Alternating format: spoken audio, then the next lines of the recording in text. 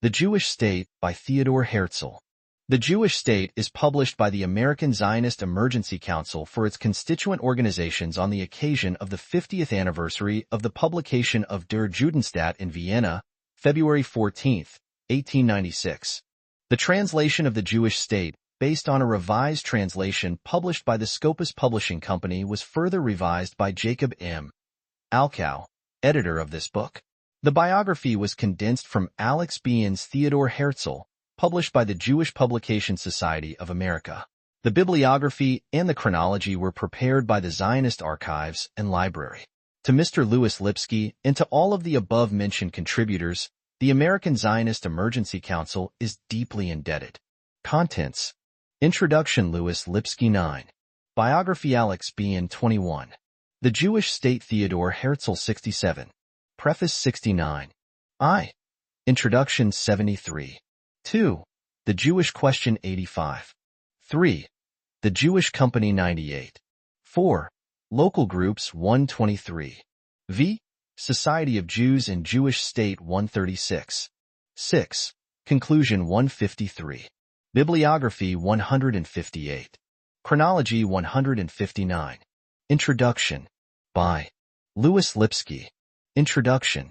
Theodor Herzl was the first Jew who projected the Jewish question as an international problem. The Jewish State, written 50 years ago, was the first public expression, in a modern language, by a modern Jew, of a dynamic conception of how the solution of the problem could be accelerated and the ancient Jewish hope, slumbering in Jewish memory for 2,000 years, could be fulfilled. In 1882, Leo Pinsker, a Jewish physician of Odessa, disturbed by the pogroms of 1881, made a keen analysis of the position of the Jews, declared that anti-Semitism was a psychosis and incurable, that the cause of it was the abnormal condition of Jewish life, and that the only remedy for it was the removal of the cause through self-help and self-liberation. The Jewish people must become an independent nation, settled on the soil of their own land, and leading the life of a normal people. Moses Hess in his Rome and Jerusalem classified the Jewish question as one of the nationalist struggles inspired by the French Revolution. Perez Smolenskin and E. Ben Yehuda urged the revival of Hebrew and the resettlement of Palestine as the foundation for the rebirth of the Jewish people. Herzl was unaware of the existence of these works.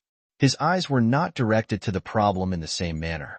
When he wrote The Jewish State, he was a journalist, living in Paris, sending his letters to the leading newspaper of Vienna, the Neue Freie Presse, and writing on a great variety of subjects.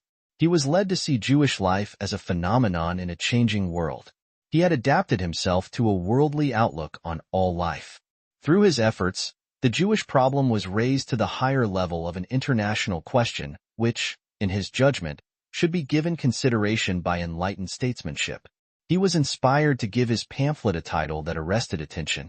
He wrote The Jewish State in a mood of restless agitation. His ideas were thrown pell-mell into the white heat of a spontaneous revelation. What was revealed dazzled and blinded him. Alex Behan, in his excellent biography, gives an intriguing description, drawn from Herzl's diaries, of how the Jewish State was born. It was the revelation of a mystic vision with flashes and overtones of prophecy. This is what Behan says. Then suddenly the storm breaks upon him. The clouds open. The thunder rolls. The lightning flashes about him. 1,000 impressions beat upon him at the same time, gigantic vision. He cannot think. He is unable to move. He can only write. Breathless, unreflecting, unable to control himself or to exercise his critical faculties lest he damn the eruption, he dashes down his thoughts on scraps of paper, walking, standing, lying down, on the street, at the table, in the night, as if under unceasing command. So furiously did the cataract of his thoughts rush through him that he thought he was going out of his mind. He was not working out the idea was working him out. It would have been an hallucination had it not been so informed by reason from first to last. Not only did the magic title evoke a widespread interest among the intellectuals of the day, but it brought Jews out of the ghettos and made them conscious of their origin and destiny. It made them feel that there was a world that might be won for their cause, hitherto never communicated to strangers. Through Herzl, Jews were taught not to fear the consequences of an international movement to demand their national freedom. Thereafter, with freedom, They were to speak of a Zionist Congress, of national funds, of national schools, of a flag and a national anthem, and the redemption of their land. Their spirits were liberated, and in thought they no longer lived in ghettos. Herzl taught them not to hide in corners. At the first Congress he said, "We have nothing to do with conspiracy, secret intervention, or indirect methods. We wish to put the question in the arena and under the control of free public opinion." The Jews were to be active factors in their emancipation, and, if they wished it, what was described in the Jewish state would not be a dream but a reality. The beginnings of the Jewish Renaissance preceded the appearance of the Jewish state by several decades. In every section of Russian Jewry, and extending to wherever the Jews clung to their Hebraic heritage, there was an active Zionist life. The reborn Hebrew was becoming an all-pervading influence. There were scores of Hebrew schools and academies. Hebrew journals of superior quality had a wide circulation. Ever since the pogroms of 1881, the ideas of Pinsker and Smolenskin and Gordon were discussed with great interest and deep understanding. There were many Zionist societies in Russia, in Poland, in Romania, in Galicia, and even in the United States. In the Jewish state, Herzl alludes to the language of the Jewish state and passes Hebrew by as a manifestation of no great significance. He has a poorer opinion of Yiddish, the common language of Jews, which he regards as the furtive language of prisoners. This was obviously an oversight. With the advent of Herzl, however, Zionism was no more a matter of domestic concern only. It was no longer internal Jewish problem only, not a theme for discussion only at Zionist meetings, not a problem to heat the spirits of Jewish writers. The problem of Jewish exile now occupied a place on the agenda of international affairs. Herzl was not so distant from his people as many of the Russian Zionists at first surmised. He was familiar with the social anti-Semitism of Austria and Germany. He knew of the disabilities of the Jews in Russia. There are many references in his feuilletons to matters of Jewish interest. He had read an anti-Semitic book written by Eugen During called The Jewish Problem as a Problem of Race, Morals, and Culture. One of his closest friends had gone to Brazil for a Jewish committee to investigate the possibility of settling Jews in that part of South America. In 1892, he wrote an article on French anti-Semitism in which he considered the solution of a return to Zion and seemed to reject it. He wrote The New Ghetto 2 years before the Jewish state appeared. He was present at the trial of Alfred Dreyfus in December 1894. He witnessed the degradation of Dreyfus and heard the cries of "Down with the Jews" in the streets of Paris. He read Edouard Drumont's anti-Semitic journal La France Juive and said, "I have to thank Drumont for much of the freedom of my present conception of the Jewish problem." While he was in Paris, he was stirred as never before by the feeling that the plight of the Jews was a problem which would have to have the cooperation of enlightened statesmanship. What excited him in the strangest way was the unaccountable indifference of Jews themselves to what seemed to him the menace of the existing situation. He saw the Jews in every land encircled by enemies, hostility to them growing with the increase of their numbers. In his excitement, he thought first of Jewish philanthropists. He sought an interview with Baron Maurice de Hirsch in May 1895. He planned an address to the Rothschilds. He talked of his ideas to friends in literary circles. His mind was obsessed by a gigantic problem which gave him no rest. He was struggling to pierce the veils of revelation. He saw a world in which the Jewish people lacked a fulcrum for national action and therefore had to seek to create it through beneficence. He had a remarkably resourceful and agile imagination. He weighed ideas, balanced them, discarded them, reflected, reconsidered, tried to reconcile contradictions, and finally came to what seemed to him at the moment the synthesis of the issue which seemed acceptable to reason and sentiment. Obviously, the Jewish state was not a dogmatic finality. Most of the plans for settlement and migration are improvisations. The pamphlet was not a rigid plan or a blueprint. It was not a description of a utopia, although some parts of it give that impression. It had an indicated destiny but was not bound by a rigid line. It was the illumination of a dynamic thought and followed the light with the hope that it might lead to fulfillment. There was room for detours and variations.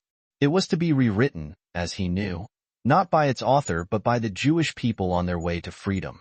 In fact, it was revised from the moment the Zionist movement was organized on an international basis.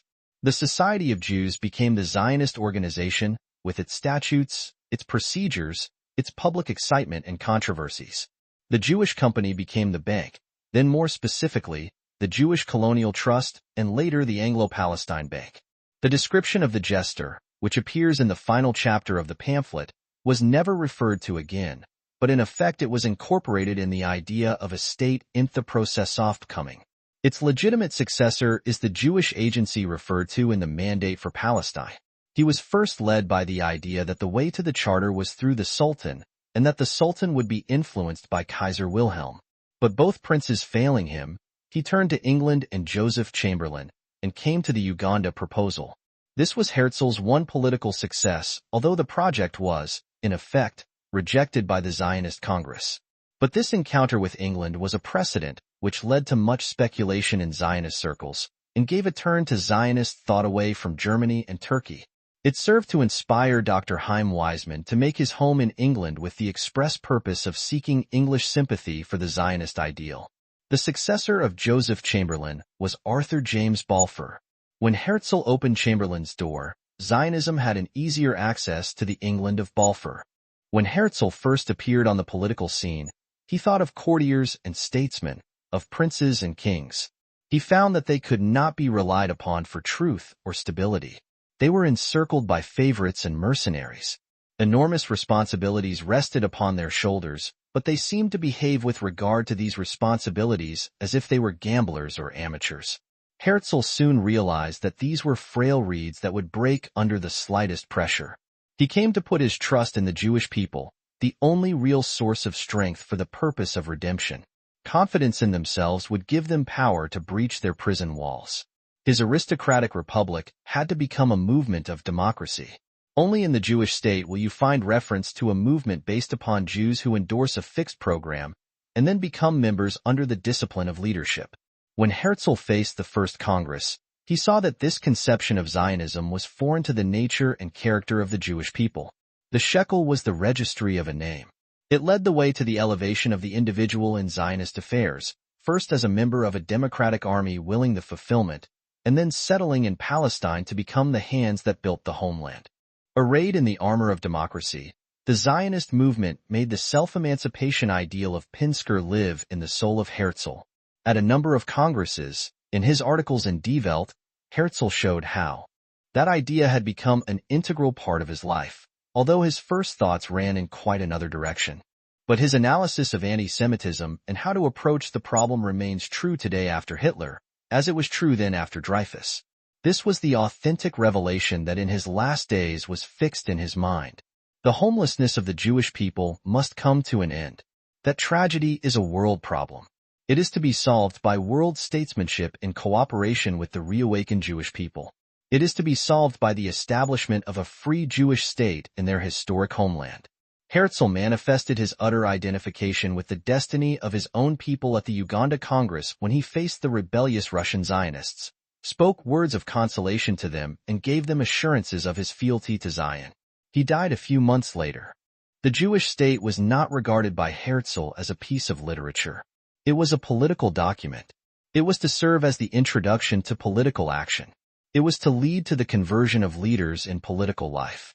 It was to win converts to the idea of a Jewish state. Although a shy man at first, he did not hesitate to make his way through the corridors of the great and suffer the humiliations of the suppliant. Through that remarkable friend and Christian, the Reverend William H. Heckler, he met the Grand Duke of Baden. He made the rounds of German statesmen, Count zu Eulenburg, Foreign Minister, von Bülow, and Reichschancellor Hohenlohe. Then he met the favorites who encircled Sultan Abdul Hamid and the Sultan himself. He placed the dramatic personae of his drama on the stage. The plan involved the Turkish debt, the German interest in the Orient. It involved stimulating the Russians and visiting the Pope. At first his political activities were conducted as the author of a startling pamphlet, then as the leader of his people. He became conscious of his leadership and played his part with superb dignity. He had ease of manner and correct form. He created the impression of a regal personality. His noble appearance hid his hesitations and fears. With the Sultan he played the most remarkable game of diplomacy. He believed that once a mutual interest could be arrived at, he would be able to secure the funds, although at the time of speaking he had no funds at all. Adjusting himself to the wily Turk, he had to change and diminish his demands, and finally, when he was dangerously near a disclosure, he was saved by the Sultans transferring his interest to the French and obtaining his funds from them. With Kaiser Wilhelm, he soon appreciated the fact that he had to deal with a great theatrical personality who spoke of plans and purpose with great fire, but had no courage and whose convictions melted away in the face of obstacles. The world Herzl dealt with has passed away. The Turkish Empire now occupies a small part of the Near East. Its former provinces have now become sovereign states struggling to establish harmony between themselves and feeding on their animus towards the Jewish people returning home. The methods of diplomacy have changed. Loudness of speech is no longer out of order. Frankness and brutality may be expected at any international gathering. It is now felt as never before that behind political leaders, rulers, princes, statesmen, the people are advancing and soon will be able to push aside those who make of the relations of peoples a game and a gamble, a struggle for power, which, when achieved, dissolves into the nothingness of vanity. The Jewish state should be regarded as one of a series of books, variations on the same theme, composed by the same author. The first was The New Ghetto, 1894. That was a play which dealt with the social life of the upper class of Jews in Vienna. Then came The Address to the Rothschilds. That was a memorandum which contained a proposal to Jewish philanthropists. The Jewish state was the third effort of an agitated mind, wavering between the projection of a utopia or a thesis and containing the political solution of the Jewish problem. The final variant of the original theme was the novel Alt-Neuland. Here he pictured the Promised Land as it might become 20 years after the beginning of the Zionist movement. In the interims, he played on the exciting stage of the Zionist congresses. He paid court to princes and their satellites. He led in the organization of the Jewish Colonial Trust and the Jewish National Fund. He delivered political addresses and engaged in political controversy. He began the writing of his diaries after he had written The Jewish State. His whole personality is reflected in that remarkable book. There you see his ideas in the process of becoming clear. There you see his sharp reactions, the reflection of his hopes, his disappointments, his shifts from untenable positions to positions possible after defeat. There you read his penetrating analysis of the figures on the Zionist stage upon whom he had to rely. There you are made to feel his doubts, his dread of death.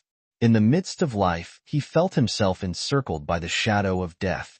There you found the explanation of his great haste, why he was so anxious to bring a measure of practical reality to the Jewish people even if it necessitated a detour from the land which was becoming more and more a part of his hopes and desires. The diaries are unrestrained and unstudied. They were written hurriedly in the heat of the moment. They reveal the making of the great personality who gave only a glimpse of himself in the Jewish state. They show the writer evolving as the hero of a great and lasting legend. The pamphlet is one of the chapters in the story of his struggle to achieve in 8 years what his people had not been able to achieve in 2,000 years. He gave his life to write it. Theodor Herzl. A biography. Based on the work of Alex Bien. Theodor Herzl was born on Wednesday, May 2, 1860, in the city of Budapest. Almost next door to his father's house was the Liberal Reform Temple. To this house of worship the little boy went regularly with his father on Sabbaths and holy days. At home, too, the essentials of the ritual were observed. One ceremony which Theodor learned in childhood remained with him. Before every important event and decision, he sought the blessing of his parents. Even stronger than these impressions, however, was the influence of his mother. Her education had been German through and through. There was not a day on which she did not slip into German literature, especially the classics. The Jewish world, not alien to her, did not find expression through her. Her conscious efforts were all directed toward implanting the German cultural heritage in her children. Of even deeper significance was her sympathetic attitude toward the pride which showed early in her son, and her skill in transferring to him her sense of form, of bearing, of tactfulness, and of simple grace. At about the age of 12, he read in a German book about the Messiah King whom many Jews still awaited, and who would come riding, like the poorest of the poor on an ass. The history of the Exodus and the legend of the liberation by the King Messiah ran together in the boy's mind, inspiring in him the theme of a wonderful story which he sought in vain to put into literary form. A little while thereafter Herzl had the following dream. The King Messiah came, a glorious and majestic old man, took me in his arms, and swept off with me on the wings of the wind. On one of the iridescent clouds we encountered the figure of Moses. The features were those familiar to me out of my childhood in the statue by Michelangelo. The Messiah called to Moses, "It is for this child that I have prayed." But to me he said, "Go, declare to the Jews that I shall come soon and perform great wonders and great deeds for my people and for the whole world." It may be to this period of his bar mitzvah, of reawakened Jewish sensitivity, of heightened responsiveness to the expectations of his elders, of resurgent interest in Jewish historical studies, it may be to this period that the dream of a dedicated life belonged. It is almost certain, too, that for the great event of the bar mitzvah the old grandfather of Semlin came to Pest. About this time, again, Alkali, that early, all but forgotten Zionist, passed through Vienna and Budapest on his final journey to Palestine. Whether or not each one of these circumstances had a direct effect on the boy, the whole complex surrounds his bar mitzvah with the suggestion of the mission of his life, and, certainly, occasion was given for the awakening in him of the feeling of dedication to a great enterprise. The attention, energy, and time which Herzl devoted to literature, at 15, his absorption in himself, his activity in the school literary society meant, of course, so much less given to his school work. He found no time at all for science. Jewish questions likewise disappeared from his interests. He was completely absorbed by German literary culture. This is all the more astonishing when we reflect that anti-Semitism continued to increase steadily. As a grown man, Herzl could recall that one of his teachers, in defining the word heathen, had said, such as idolaters, Mohammedans, and Jews. Whether it was this incident, as the memory of the grown man always insisted, which enraged him beyond endurance, or the increasingly bad school reports, or both circumstances together, the fact remains that on February 4, 1875, Herzl left the technical school. At 16 to 18 in high school, he struggled to define the basic principles of various literary art forms in order that he might see more clearly what he himself wanted to say. He took an active and eager part in the work of the German Self-Education Society created by the students of his school. The Jewish world, whose inferior position always wounded his pride, and whose obstinate separatism seemed to him utterly meaningless, drifted further and further out of his mind. At 18, after the sudden death of his only sister, the family moved to Vienna, where Herzl entered the university as a law student. Herzl, who accounted himself a liberal and an Austrian patriot, plunged eagerly into the activities of a large student cultural association, attended its discussions, and directed its literary evenings. He had occasion, there, to deride certain Jewish fellow members who, in his view, displayed an excessive eagerness in their loyalty to various movements. This was the extent to which, in these days, he occupied himself with the Jewish question, at least externally. He concerned himself little or not at all with the official Jewish world, which was seeking to submerge itself in the surrounding world. He seldom visited the synagogue. He was an omnivorous reader. His extraordinary knowledge of books was evident in his conversation, for he liked to adorn his speech with quotations, which came readily to his memory. Herzl read Eugen Düring's book The Jewish Problem as a Problem of Race, Morals, and Culture, the first and most important effort to find a scientific, philosophic, biologic, and historical basis for the anti-Semitism which was sweeping through Europe in those days, 1881. Düring saw the Jewish question as a purely racial question, and for him the Jewish race was without any worth whatsoever. Those peoples which, out of a false sentiment of humanity, had permitted the Jews to live among them with equal and sometimes even with superior rights, had to be liberated from the harmful intruder, had to be de-Judaized. The reading of this book had the effect upon him of a blow between the eyes. The observations set down in his diary burn with indignation. An infamous book. If Düring, who unites so much undeniable intelligence with so much universality of knowledge, can write like this, what are we to expect from the ignorant masses? This passionate reaction to Düring's book shows us how deeply he had been moved, and how fearfully he had been shaken in his belief that the Jewish question was on the point of disappearing. We shall find echoes of this experience in the pages of the Judenstadt.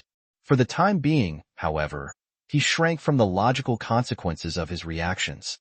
His inner pride began to build itself up. The more immediate reaction was undoubtedly a sharpened perception and evaluation of his fellow members in the fraternity. Herzl had joined and been active in a dueling fraternity. Here, too, anti-Semitism was breaking through. Student after student expressed himself favorably toward the Jew-baiting speeches of Schonerer, who was making a special effort to win over the universities. In the fraternity debates, Herzl expressed himself sharply against any open or covert manifestation of such sympathy. But he was already known for the sharpness of his tongue and the individuality of his views. Thus he won to himself neither the few coreligionists who belonged to the fraternity nor the mass of the Germanic students. He had learned from newspaper reports that the Wagner Memorial Meeting, in which his fraternity had taken a part, had been transformed into an anti-Semitic demonstration. His fraternity had, therefore, identified itself with a movement which he, as a believer in liberty, was bound to condemn, even if he had not been a Jew. It is pretty clear that, handicapped as I am by my Semitism, the word was not yet known at the time of my entry, I would today refrain from seeking a membership which would, indeed, probably be refused me. It must also be clear to every decent person that under these circumstances I cannot wish to retain my membership. Herzl withdrew from the organization. On July 30th, 1884, Herzl was admitted to the bar in Vienna. His student days were over.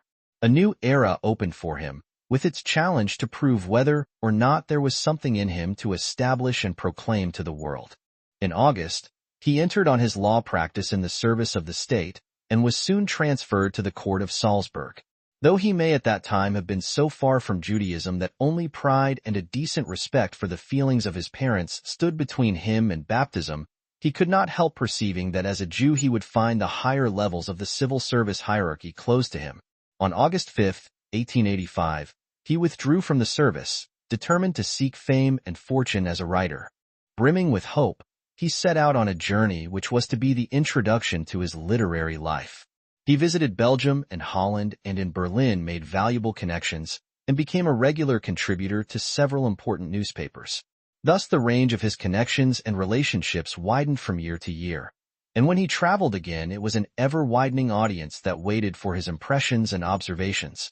In a book of reprinted feuilletons of Herzl which appeared in the first years of his success, as a journalist a total of 7 or 8 lines is devoted to Jews. His impressions of the ghetto in Rome. What a steaming in the air! What a street! Countless open doors and windows thronged with innumerable pallid and worn-out faces. The ghetto. With what base and persistent hatred these unfortunates have been persecuted for the sole crime of faithfulness to their religion.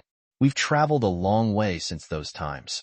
Nowadays the Jew is despised only for having a crooked nose, or for being a plutocrat even when he happens to be a pauper. Pity and bitterness abound in these lines, but they are written by a detached spectator. He did not know how much of the Jew there was in him, even in this feeling of remoteness from a world which offered him not living reality but folly. By 1892, Herzl had achieved great success as a dramatist and as a journalist. His plays had been performed on the stage of the leading theater of Vienna and, to cap the climax, came an appointment to the staff of the Neue Freie Presse, one of the most distinguished papers on the continent. Early in October, he received a telegram from the Neue Freie Presse asking whether he would accept the post of Paris correspondent. He replied at once in the affirmative, and proceeded to the French capital at the end of the same month.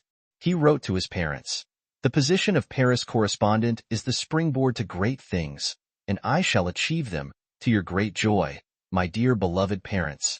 Herzl sustained successfully the comparison with his great models and predecessors. In style, as well as in substance, his reports and articles were masterpieces of their kind. He came to his task with the equipment of a perfect feuilletonist. His style was polished and musical. He possessed in an exceptional degree the capacity to describe natural scenery in a few fine, clear strokes and of hinting at, rather than of reproducing, a mood with a minimum of language. Everything was there: background, mood, and development of action and plastic balance. It was only now, when a great opportunity provoked him to the highest effort, that all the lessons of the years of his apprenticeship built up a many-sided perfection. He threw himself seriously and diligently into the journalistic craft. He observed with close attention all that went on about him and listened with sharpened ears. But the moment had not yet come for the unveiling of a mission within him. He was on the way. The process of preparation had begun. How, in this mood of his, could he possibly have avoided clashing with the Jewish question? As far back as the time of his Spanish journey, when he had sought healing from his domestic and spiritual torments, the question had presented itself to him and had cried for artistic expression. His call to Paris had been a welcome pretext, perhaps, putting off the writing of his Jewish novel the more so as he probably was not ripe enough for such an undertaking. Now that he was in Paris, where his eyes were open to the full range of the social process, he began to draw nearer in spirit to his fellow Jews, and to look upon them more warmly and with less inhibition. He found them as difficult aesthetically as before, but he tried hard to grasp the essence of their character and substance and to judge them without prejudice.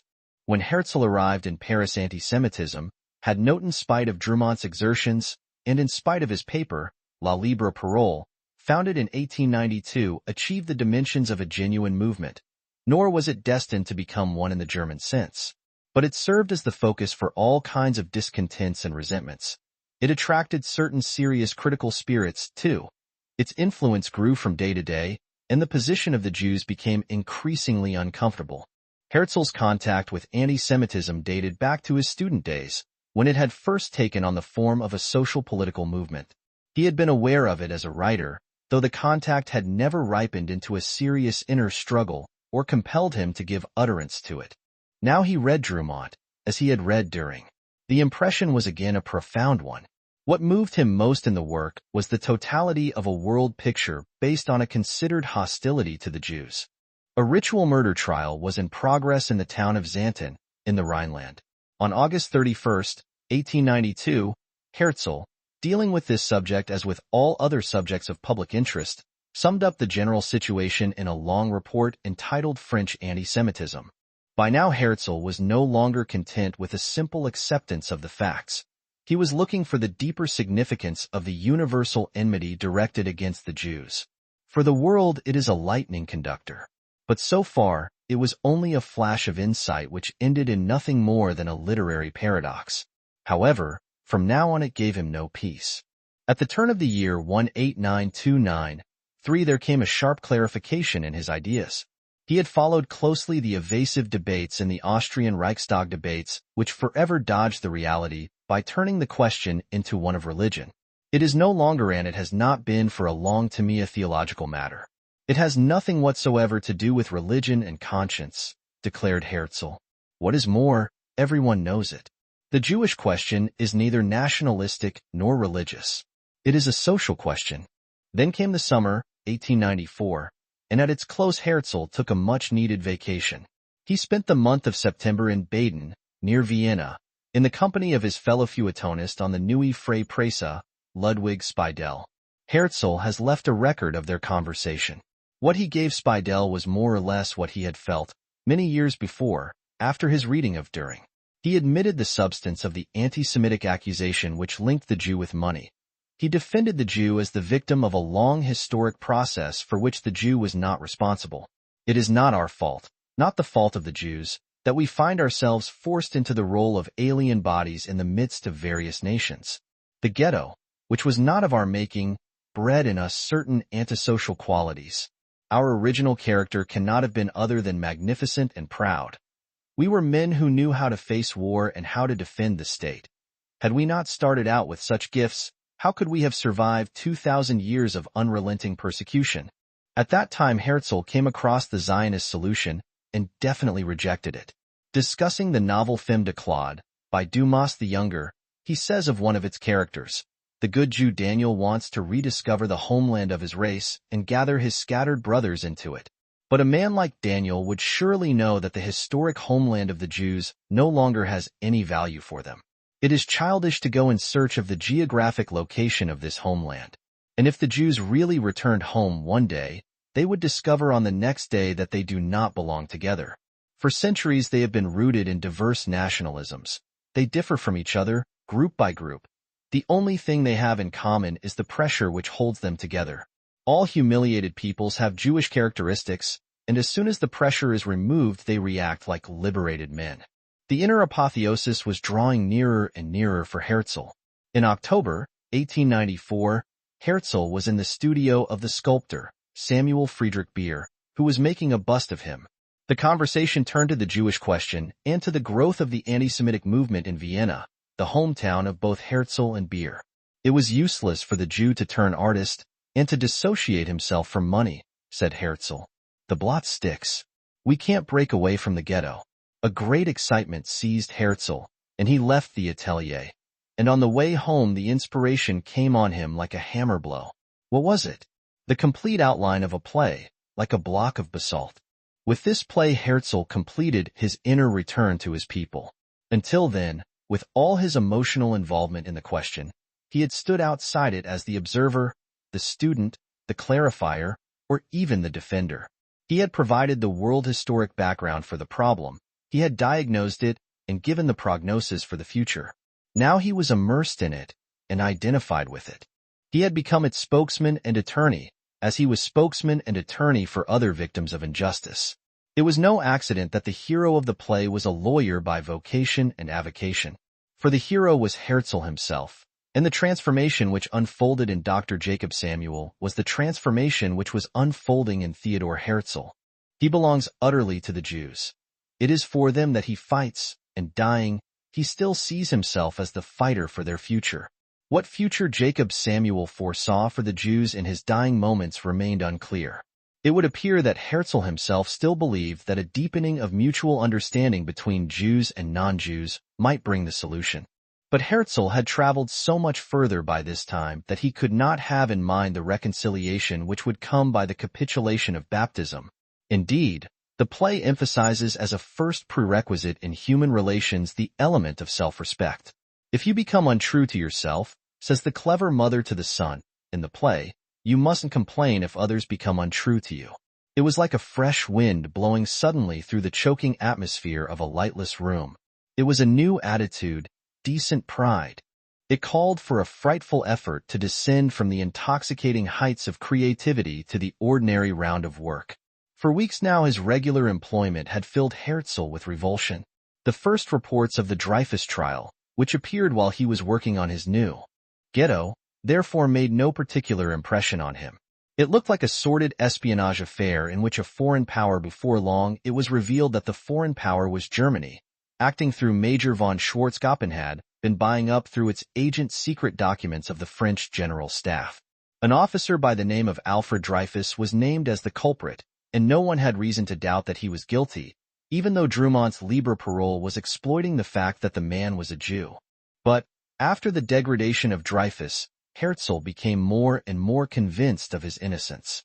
A Jew who, as an officer on the General Staff, has before him an honorable career, cannot commit such a crime. The Jews, who have so long been condemned to a state of civic dishonor, have, as a result, developed an almost pathological hunger for honor, and a Jewish officer is in this respect specifically Jewish. The Dreyfus case, he wrote in 1899, embodies more than a judicial error. It embodies the desire of the vast majority of the French to condemn a Jew, and to condemn all Jews in this one Jew. Death to the Jews! Howled the mob, as the decorations were being ripped from the captain's coat. Where? In France. In Republican, modern, civilized France, 100 years after the Declaration of the Rights of Man. The French people, or at any rate the greater part of the French people, does not want to extend the rights of man to Jews. The edict of the Great Revolution had been revoked. Illumined thus in retrospect, the curious excitement which gripped Herzl on that occasion takes on a special significance. Until that time most of us believed that the solution of the Jewish question was to be patiently waited for as part of the general development of mankind. But when a people which in every other respect is so progressive and so highly civilized can take such a turn, what are we to expect from other peoples, which have not even attained the level which France attained 100 years ago? In that fateful moment, when he heard the howling of the mob outside the gates of the École Militaire, the realization flashed upon Herzl that anti-Semitism was deep-rooted in the heart of the peuple so deep, indeed, that it was impossible to hope for its disappearance within a measurable period of time.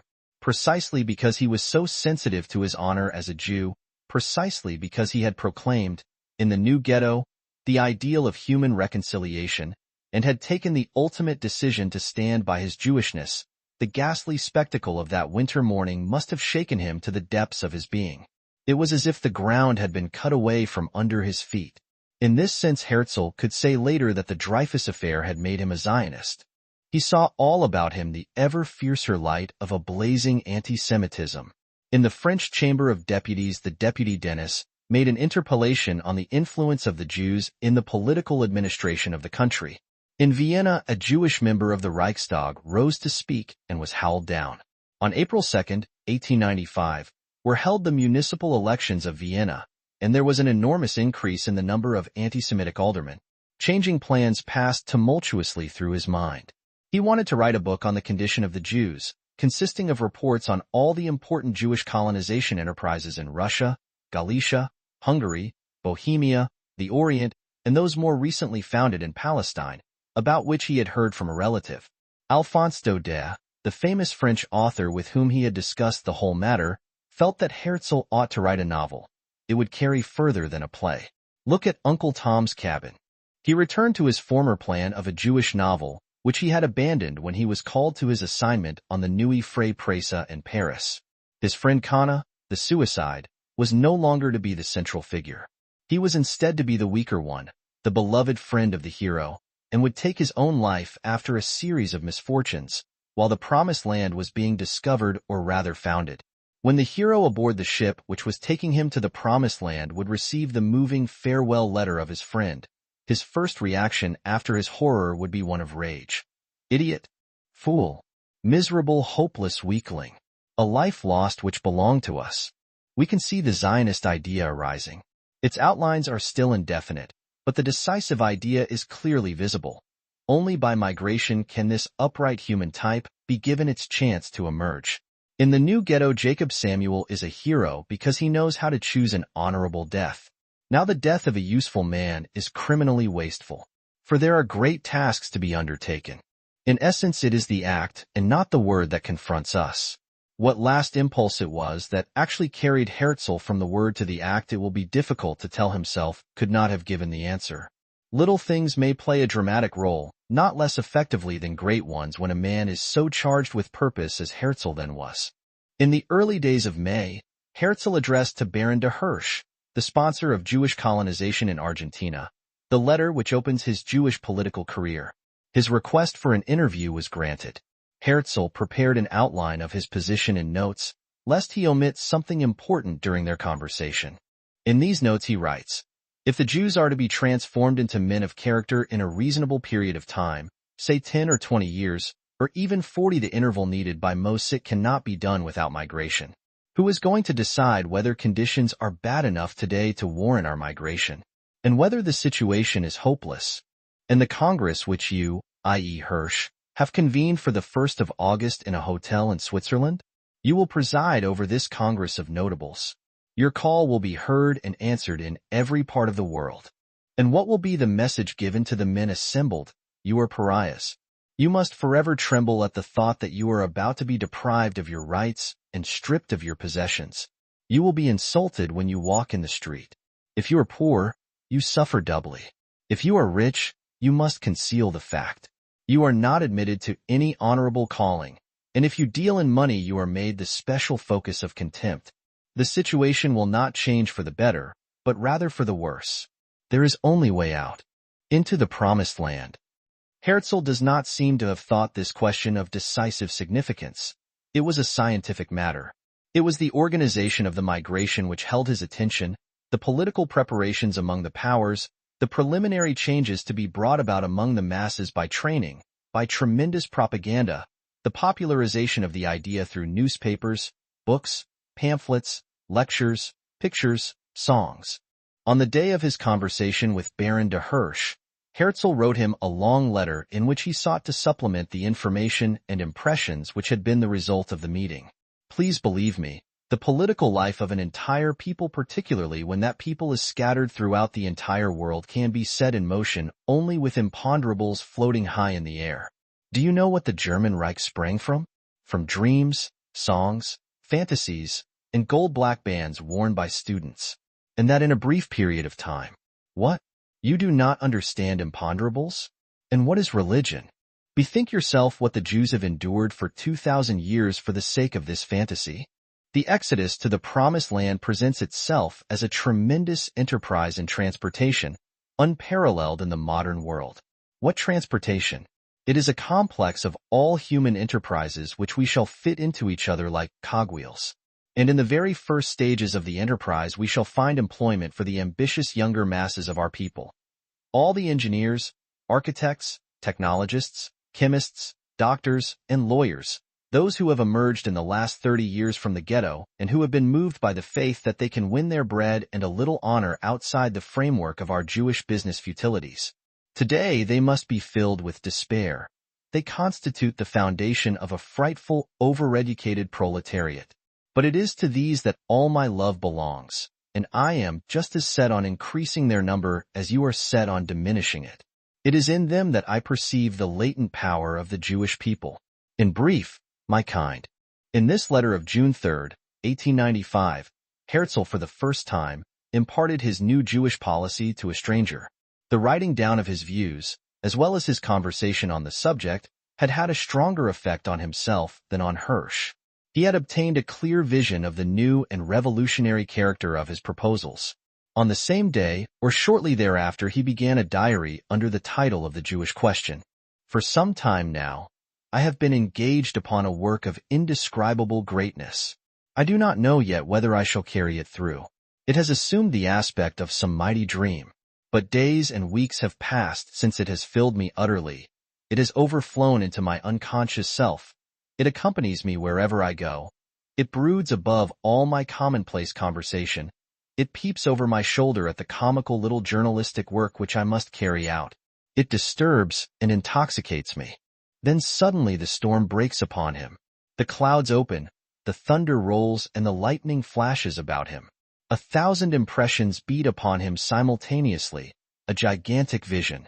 He cannot think, he cannot act, he can only write. Breathless, unreflecting, unable to control himself, unable to exercise the critical faculty lest he damn the eruption, he dashes down his thoughts on scraps of paper, walking, standing, lying down, in the street, at table, in the night, as if under unceasing command. And then doubts rise up from the depths. He dines with well-to-do, educated, oppressed people who confront the question of anti-Semitism in a state of complete helplessness. They do not suspect it, but they are ghetto natures, quiet, decent, timid. That is what most of us are. Will they understand the call to freedom and to manhood? When I left them, my spirits were very low. Again, my plan appeared to me to be crazy. Then at once he comes to today. I am again as firm as steel. He notes the next morning. The flabbiness of the people I met yesterday gives me all the more grounds for action. Clearer and clearer becomes the picture which he has of himself and of his task in the history of his people. I picked up once again the torn thread of the tradition of our people. I lead it into the Promised Land. The Promised Land, where we can have hooked noses, black or red beards, and bow legs without being despised for it. Where we can live at last as free men on our own soil, and where we can die peacefully in our own fatherland. There we can expect the award of honor for great deeds, so that the offensive cry of Jew may become an honorable appellation, like German, Englishman, Frenchman, in brief, like all civilized peoples, so that we may be able to form our state to educate our people for the tasks which at present still lie beyond our vision. For surely God would not have kept us alive so long if there were not assigned to us a specific role in the history of mankind. He adds, the Jewish state is a world need.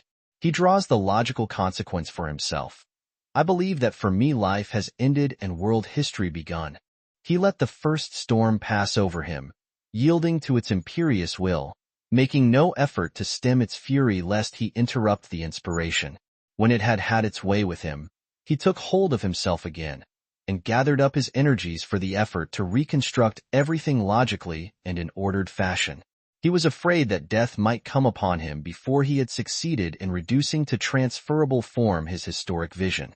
Thus, in the course of 5 days, he added to his diary a 65-page pamphletin, affect the outline of Der Judenstatut he called, Address to the Rothschilds. In the address he writes, I have the solution to the Jewish question. I know it sounds mad, and at the beginning I shall be called mad more than once until the truth of what I am saying is recognized in all its shattering force. He wrote to Bismarck asking for an interview in order to submit his plan for a solution to the Jewish problem, but he received no reply. He wrote to Rabbi Gutmann, chief rabbi of Vienna, the occasion being the anti-Jewish excesses which had occurred in Vienna. This plan is a reserve against more evil days. Herzl, in his first visit to England, met and talked with Israel Zangwill, the novelist, whom he impressed without quite winning him over. But Zangwill made it possible for him to meet more than a few prominent, influential Jews of whom he made immediate converts. None of them wanted to know anything about the Argentine, and on this point the practical men were united with the dreamers. Palestine alone came into the picture for a national concentration of the Jews. After his experiences in England, Herzl resolved to present his plan to the public at large. The address to the Rothschilds, which was the first complete writing of his plan, forged in the heat of inspiration, was thoroughly reworked and emerged as his great book Der Judenstaat. Its title was The Jewish State, an attempt at a modern solution of the Jewish problem. Der Judenstaat may properly be called Herzl's life work. His philosophy of the world, his views on the state, on the Jewish people, on science and technology, as we have seen them developing to this, his 35th year, are concentrated in the book. The Jewish State was published in an edition of 3,000. It was read by small circles in various European capitals. It was sent to leading personalities in the press and political circles. It was soon translated into several languages. Herzl received many letters from authors and statesmen in which the work was praised. But the general German press, especially the Jewish-controlled press, took a negative attitude. A number of journalists alluded to the adventurer who would like to become prime minister or king of the Jews. No mention of the Jewish state appeared in the Neue Freie Presse, then or ever. The Allgemeine Zeitung of Vienna said that Zionism was a madness born of despair. The Allgemeine Zeitung of Munich described it as a fantastic dream of a feuilletonist whose mind had been unhinged by Jewish enthusiasm. It was upon the Jewish masses that Herzl made a tremendous impression. He dawned upon Jews of Eastern Europe as a mystic figure rising out of the past. Little was known of his pamphlet, for it was kept out of the country by censorship in Russia. Only its title got their attention, and the stories told of Herzl's Western Jew returning to his people gripped their hearts and stirred their imagination. He was greeted by one of the Galician Zionist societies as the leader who, like Moses, had returned from Midian to liberate the Jews. Max Nordau, that devastating critic of art and literature, was swept off his feet and described the pamphlet as a revelation. Richard Beer Hoffmann, the poet, wrote to Herzl saying, "At last there comes again a man who does not carry his Judaism with resignation as if it were a burden or a misfortune, but is proud to be the legal heir of an immemorial culture." It became clear to Herzl that he would have to take an active part in the task he had set forth in the Jewish state. He no longer felt that he stood alone. He was not inclined to appear on a public platform. He had the shyness of the man who had always written what he had to say. He also felt that it would do more harm than good if his ideas were to be obscured by his personal presence. Through correspondence he set in motion Zionist activities in London, in Paris, in Berlin, in the United States. The amount of letter writing he developed was enormous. He decided that there were 3 tasks to be undertaken at once. The first was the organization of the Society of Jews. The second was to continue diplomatic work in Constantinople and among interested powers. The third was the creation of a press to influence public opinion and to prepare the Jewish masses for the Great Migration. Through the Reverend Heckler, a chaplain of the British Embassy in Vienna, who believed in the Jewish return to the Holy Land, Herzl was introduced to the Grand Duke of Baden, a Christian of great piety and influence in political circles. Herzl intended to use the influence of the Germans to affect the Sultan and make him more sympathetic to Zionist proposals. Herzl told the Grand Duke that he would like to have Zionism included within the cultural sphere of German interests. The Grand Duke said that the Kaiser seemed inclined to take Jewish migration under German protection. The great powers were interested in maintaining certain extraterritorial rights within the Turkish Empire. If they had nationals in any part of the empire, they claimed the right to protect them over and above Turkish law. It was, therefore, not the Kaiser's interest in the Jews, but in extending German jurisdiction within the Turkish Empire that persuaded him to suggest the adoption of Jews in Palestine for that purpose. Germany had a special relationship to Turkey. Most of the Western powers were openly discussing the impending partition of the Turkish Empire, but Germany was opposed to it. Herzl was told that the Kaiser was prepared to see him at the head of a delegation when he visited Palestine, but Herzl was anxious to see the Kaiser without delay. He suggested an audience before the trip to Palestine in order that the Kaiser might be in a position to discuss the Jewish question with the Sultan. The Grand Duke advised Herzl to see Count Philipp zu Eulenburg, the German ambassador at Vienna. Herzl was given an opportunity to see Count Eulenburg in Vienna. Herzl told him that he wanted His Imperial Majesty to persuade the Sultan to open negotiations with the Jews. The Count passed Herzl over to the German Minister of Foreign Affairs, von Bülow, who happened to be in Vienna at the same time. Von Bülow knew a great deal about the Zionist movement. He said that the difficulty lay in persuading the Sultan to deal with the Jews. He felt certain that the Sultan could be impressed if he was properly advised by the Kaiser.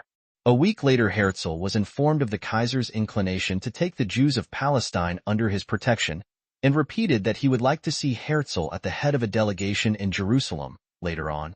Herzl was afraid of going further in this direction without having in existence the financial instrument without which neither negotiations nor colonization could be carried on.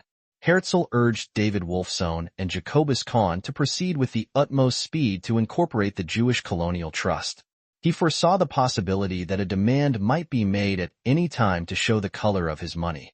Although the affairs of the bank were in the hands of Wolfsohn and Kahn, Herzl himself worried over every detail, urging and driving and complaining about the slowness of the action.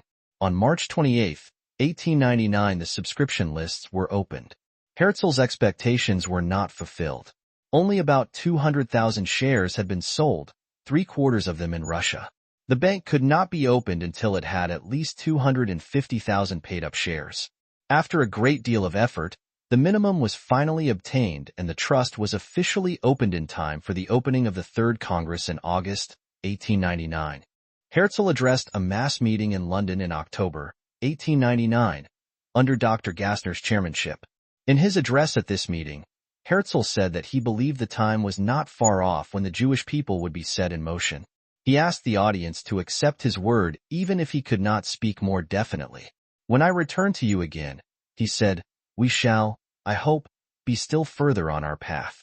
At this meeting, Father Ignatius, a Catholic believer in Zionism, referred to Herzl as a new Joshua who had come to fulfill the words of the prophet Ezekiel. The effect produced upon the audience was not useful to Herzl's purposes at that time. He had always tried to discourage the impression of himself as a messianic figure. The meeting in London was the only occasion where he lost his self-mastery in public. When Herzl met the foreign minister, von Bülow, again, it was in the presence of the Reich Chancellor, Hohenlohe. At once he perceived a different nuance in the conversation and a dissonance in comparison with the conversation he had had with Count Eulenburg. He thought that the Chancellor and the Foreign Minister were not in agreement with the Kaiser and did not dare to say it openly. Or, on the other hand, they might be favorably inclined but would not be willing to say it to him. Finally, Herzl saw the Kaiser in Constantinople. After Herzl had introduced the subject of his visit, the Kaiser broke in and explained why the Zionist movement attracted him. "There are among your people," said the Kaiser, "certain elements whom it would be a good thing to move to Palestine." He asked Herzl to submit, in advance, the address he intended to present to him in Jerusalem. When he was asked what the Kaiser should place before the Sultan as the gist of the Jewish proposals, Herzl replied a chartered company under German protection. Herzl met the Kaiser, as arranged, in Palestine. Herzl arrived in Jaffa on October 6, 1898. On a Friday morning, he awaited the coming of the Kaiser and his entourage on the road that ran by the colony of Mikveh Israel. The Kaiser recognized him from a distance. He said a few words about the weather, about the lack of water in Palestine, and that it was a land that had a future. In the petition Herzl later submitted to the Kaiser, Many of the pregnant passages were deleted by the Kaiser's advisors. All passages that referred specifically to the aims of the Zionist movement, to the desperate need of the Jewish people, and asking for the Kaiser's protection of a projected Jewish land company for Syria and Palestine, had been removed. The audience with the Kaiser took place on Monday, November 2nd. The Kaiser thanked Herzl for the address which, he said, had interested him extremely. It was the Kaiser's opinion that the soil was cultivable. What the land lacked was water and shade. That we can supply, said Herzl. It would cost billions, but it will bring in billions too. Well, you certainly have enough money, more than all of us, said the Kaiser. It was a brief interview. It was vague and seemed to lead nowhere. Herzl was under the impression that certain influences had been exerted between the interview in Constantinople and the audience in Jerusalem.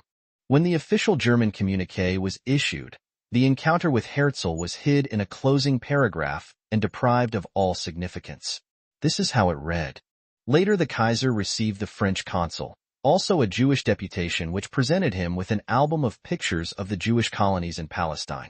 In reply to an address by the leader of the deputation, His Majesty remarked he viewed with benevolent interest all efforts directed to the improvement of agriculture in Palestine, as long as these accorded with the welfare of the Turkish Empire, and were conducted in a spirit of complete respect for the sovereignty of the Sultan. It was a sudden descent from hope into a closed road. Herzl refused to be discouraged. It was hard for him to realize that the Kaiser's enthusiasm in Constantinople could have cooled off so quickly in Jerusalem, but it seemed that there was no way to continue contact with the people he had interested in Germany. He tried to pick up the broken threads, but, once broken, they could not be revived. The Grand Duke of Baden remained ever constant and loyal, but he could do nothing. Herzl never saw the Kaiser again. In a letter to the Grand Duke, closing this chapter of Zionist history, Herzl said, "I can only assume that a hope especially dear to me has faded away, and that we shall not achieve our Zionist goal under a German protectorate." At about the same time, Herzl met Philip Michael von Nevlinsky, a descendant of a long line of Polish noblemen who had entered the diplomatic service and became a diplomatic agent at large and a French journalist. In the first stages, Nevlinsky guided Herzl in all the work he did in Constantinople. When Herzl came to Constantinople in June 1896, he was under the impression that Nevlinsky had already arranged an audience with the Sultan. It was not so easy, however. But whether such an audience had been arranged or not, Herzl was able to meet a number of highly placed Turkish officials, including the Grand Vizier. At first, the line of action was not clear, but by now Herzl had formulated his proposals to the Sultan. Ever since the middle of the 19th century, Turkish finances had been in a shocking condition. The empire was being badly managed. The Sultan was regarded as the sick man of Europe. In 1891, the total external debt, including unpaid interest, reached the figure of £253 million. In 1881, there was a consolidation of the debt. It was reduced to £106 million, but the finances of Turkey were placed under the control of a committee representing the creditors, to whom was transferred certain domestic Turkish monopolies and the collection of several categories of taxes. This enabled the European powers to intervene in the affairs of Turkey. Only by the removal of this foreign tutelage could Turkey hope to regain its independence. It was to achieve this end, Herzl thought, that the Jews, and the Jews alone, could be useful. For this service, he intended to ask for a Jewish state in Palestine. Herzl followed this line until finally the need for refunding the Turkish debt disappeared. But at this time Herzl was not able to obtain an audience with the Sultan. Nevlinsky reported that such an audience had been refused because the Sultan declined to discuss sovereignty over Palestine. Doubt was expressed as to the accuracy of the report.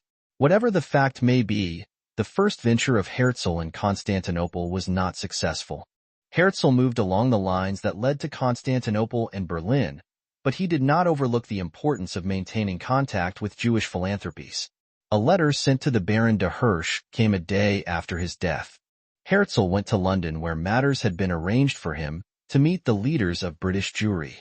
He met Claude Montefiore and Frederick Mocat, representatives of the Anglo-Jewish Association. They were not sympathetic. Herzl fared no better at a banquet given to him by the Maccabeans. The personal impression Herzl made was profound. But there was no practical issue, nor did he make any progress during the time he spent in England. He got Sir Samuel Montague and Colonel Goldsmith to agree to cooperate with him in an endeavor to establish a vassal Jewish state under the sovereignty of Turkey if the powers would agree.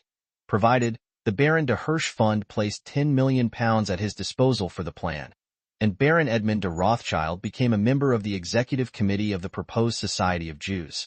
These conditions were fantastic at that time, and Herzl could not meet them. He went to Paris and had a talk with Baron Edmund. Baron Edmund was older than Herzl and felt ill at ease in the presence of a calm critic of all he had done for Jewish colonization in Palestine. Herzl made the impression on him of an undisciplined enthusiast. Baron Edmund did not believe it possible to create political conditions favorable for a mass immigration of Jews. Even if that could be done, an uncontrolled mass immigration into Palestine would have the effect of landing tens of thousands of Jews to be fed and looked after by the small Jewish community in Palestine. He clung to his idea of slow colonization, attracting no attention and careful not to provoke hostility. Every reply of Herzl fell upon a closed mind. Baron Edmund's refusal to cooperate was decisive. This was a decision of historic significance. It turned Herzl away from the thought that the Zionist movement should be built upon the support of Jewish philanthropy. All his hopes in this connection were dissolved by the contacts he had made in London and in Paris. Baron Edmund's refusal to cooperate carried with it the refusal of the Baron de Hirsch Fund and of the circle of leading Jews in London. Reluctantly, Herzl came to the conclusion that there was only one reply to this situation. The Jewish masses must be organized for the support of the Zionist movement. The organization he had in mind was not a popular democratic organization. What he meant was to assemble the upper cadres to take charge of the organization of the masses for the Great Migration. At the same time, he wanted to prove to the philanthropists that a popular organization was possible. He felt that they would be greatly influenced by the development of a widespread popular movement. Whatever his thoughts were at that time, his decision to turn to the Jewish masses, to abandon reliance upon the wealthy, led to the organization of the modern Zionist movement. He organized his followers in Vienna. He was the center of a circle in which were included the men who later became the members of the First Zionist Actions Committee. In November 1896 he, for the first time, addressed a public meeting in Vienna. In this address he did not use the term the Jewish state, nor did he use it in most of his public utterances at that time. He had become cautious. He did not want to prejudice his political work in Constantinople. He was still thinking of issuing a newspaper, but there were no funds for that purpose. The report that he intended to issue a newspaper drew the attention of a number of personalities and groups in Berlin. There were the Russian Jewish students, led by Leo Motzkin, and a group called Young Israel, headed by Heinrich Loewe. A conference was held on March 6 and 7, 1897, called by Dr. Ossius Thon Willy Bambus and Nathan Birnbaum. They had come together to talk about a newspaper, but the First Zionist Congress was launched at this meeting. Herzl's proposal for the calling of a general Zionist conference in Munich was agreed to. In the preliminary announcement of the calling of this conference or congress, Herzl said, "The Jewish question must be removed from the control of the benevolent individual. There must be created a forum before which everyone acting for the Jewish people should appear, and to which he should be responsible." Every one of Herzl's ideas was met by protests and public excitement. The protests were usually launched by Jews. The calling of the Congress aroused a great deal of indignation in conservative circles. The rabbis of Germany protested not only to the holding of the Congress, but also the choice of Munich. The Congress controversy persuaded Herzl to begin the publication of the weekly Die Welt. The first issue appeared on June 4, 1897. Herzl provided the funds. The journal was something new in Jewish life. It was, in fact, the organ of the Congress. Throughout Herzl's life, Die Welt served as the exponent of his ideas. At first, Herzl contributed numerous articles. He sent in a regular weekly review of all activities connected with the movement. He was responsible for many unsigned articles and notices. He directed the paper in all its details, although he refused to figure as its official editor and publisher. The amount of work he did during the months preceding the Congress was amazing. He was completely absorbed in every aspect of the Congress. The man of the pen revealed himself as a first-class man of action. On August 29, 1897, the first Zionist Congress was assembled, not in Munich, but in Bâle, Switzerland. The majority of the delegates to the first Zionist Congress, drawn to Bâle from all parts of the world, saw Herzl for the first time. The total number of delegates at the first session was 197. The first act of the Congress was the adoption of a resolution of thanks to the Sultan of Turkey. Then Herzl rose and walked over to the pulpit. It was no longer the elegant Dr. Herzl of Vienna. It was no longer the easygoing literary man, the critic, the feuilletonist. As one reporter said, it was a scion of the house of David, risen from among the dead, clothed in legend and fantasy and beauty. The first words uttered by Herzl were, "We are here to lay the foundation stone of the house which is to shelter the Jewish nation. We Zionists," he stressed, "seek for the solution of the Jewish question, not an international society, but an international discussion. We have nothing to do with conspiracy, secret intervention, or indirect methods. We wish to place the question under the control of free public opinion." His first Congress address contained the ideas which he had already expressed in previous speeches and articles, but there was a great difference between the views in the Jewish state and the address delivered at the first session of the Zionist Congress. The latter is the carefully considered public statement of one who knew he represented tens of thousands, perhaps hundreds of thousands, of followers. His words were not those of a seer, but of a statesman. Almost as profound was the effect produced. It was at this Congress that the Bâle program was adopted.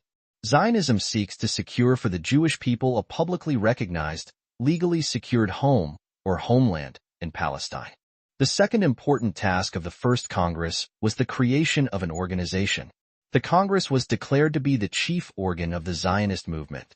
The basis of electoral right was to be the payment of a shekel, which at that time was equivalent to 25 cents. There was to be an executive committee with its permanent seat in Vienna. Everything which was to unfold later in Zionism, both in the way of affirmative forces and inner contradictions, was already visible or latent in the First Congress. There was discussion of a bank, of a land redemption fund to be called the National Fund, the creation of a Hebrew university, and the clashes between practical and political Zionism. On his return to Vienna, Herzl made the following entry in his diary. "If I were to sum up the Bâle Congress in a single phrase, I would say, in Bâle I created the Jewish state. Were I to say this aloud, I would be greeted by universal laughter. But perhaps 5 years hence, in any case, certainly 50 years hence, everyone will perceive it.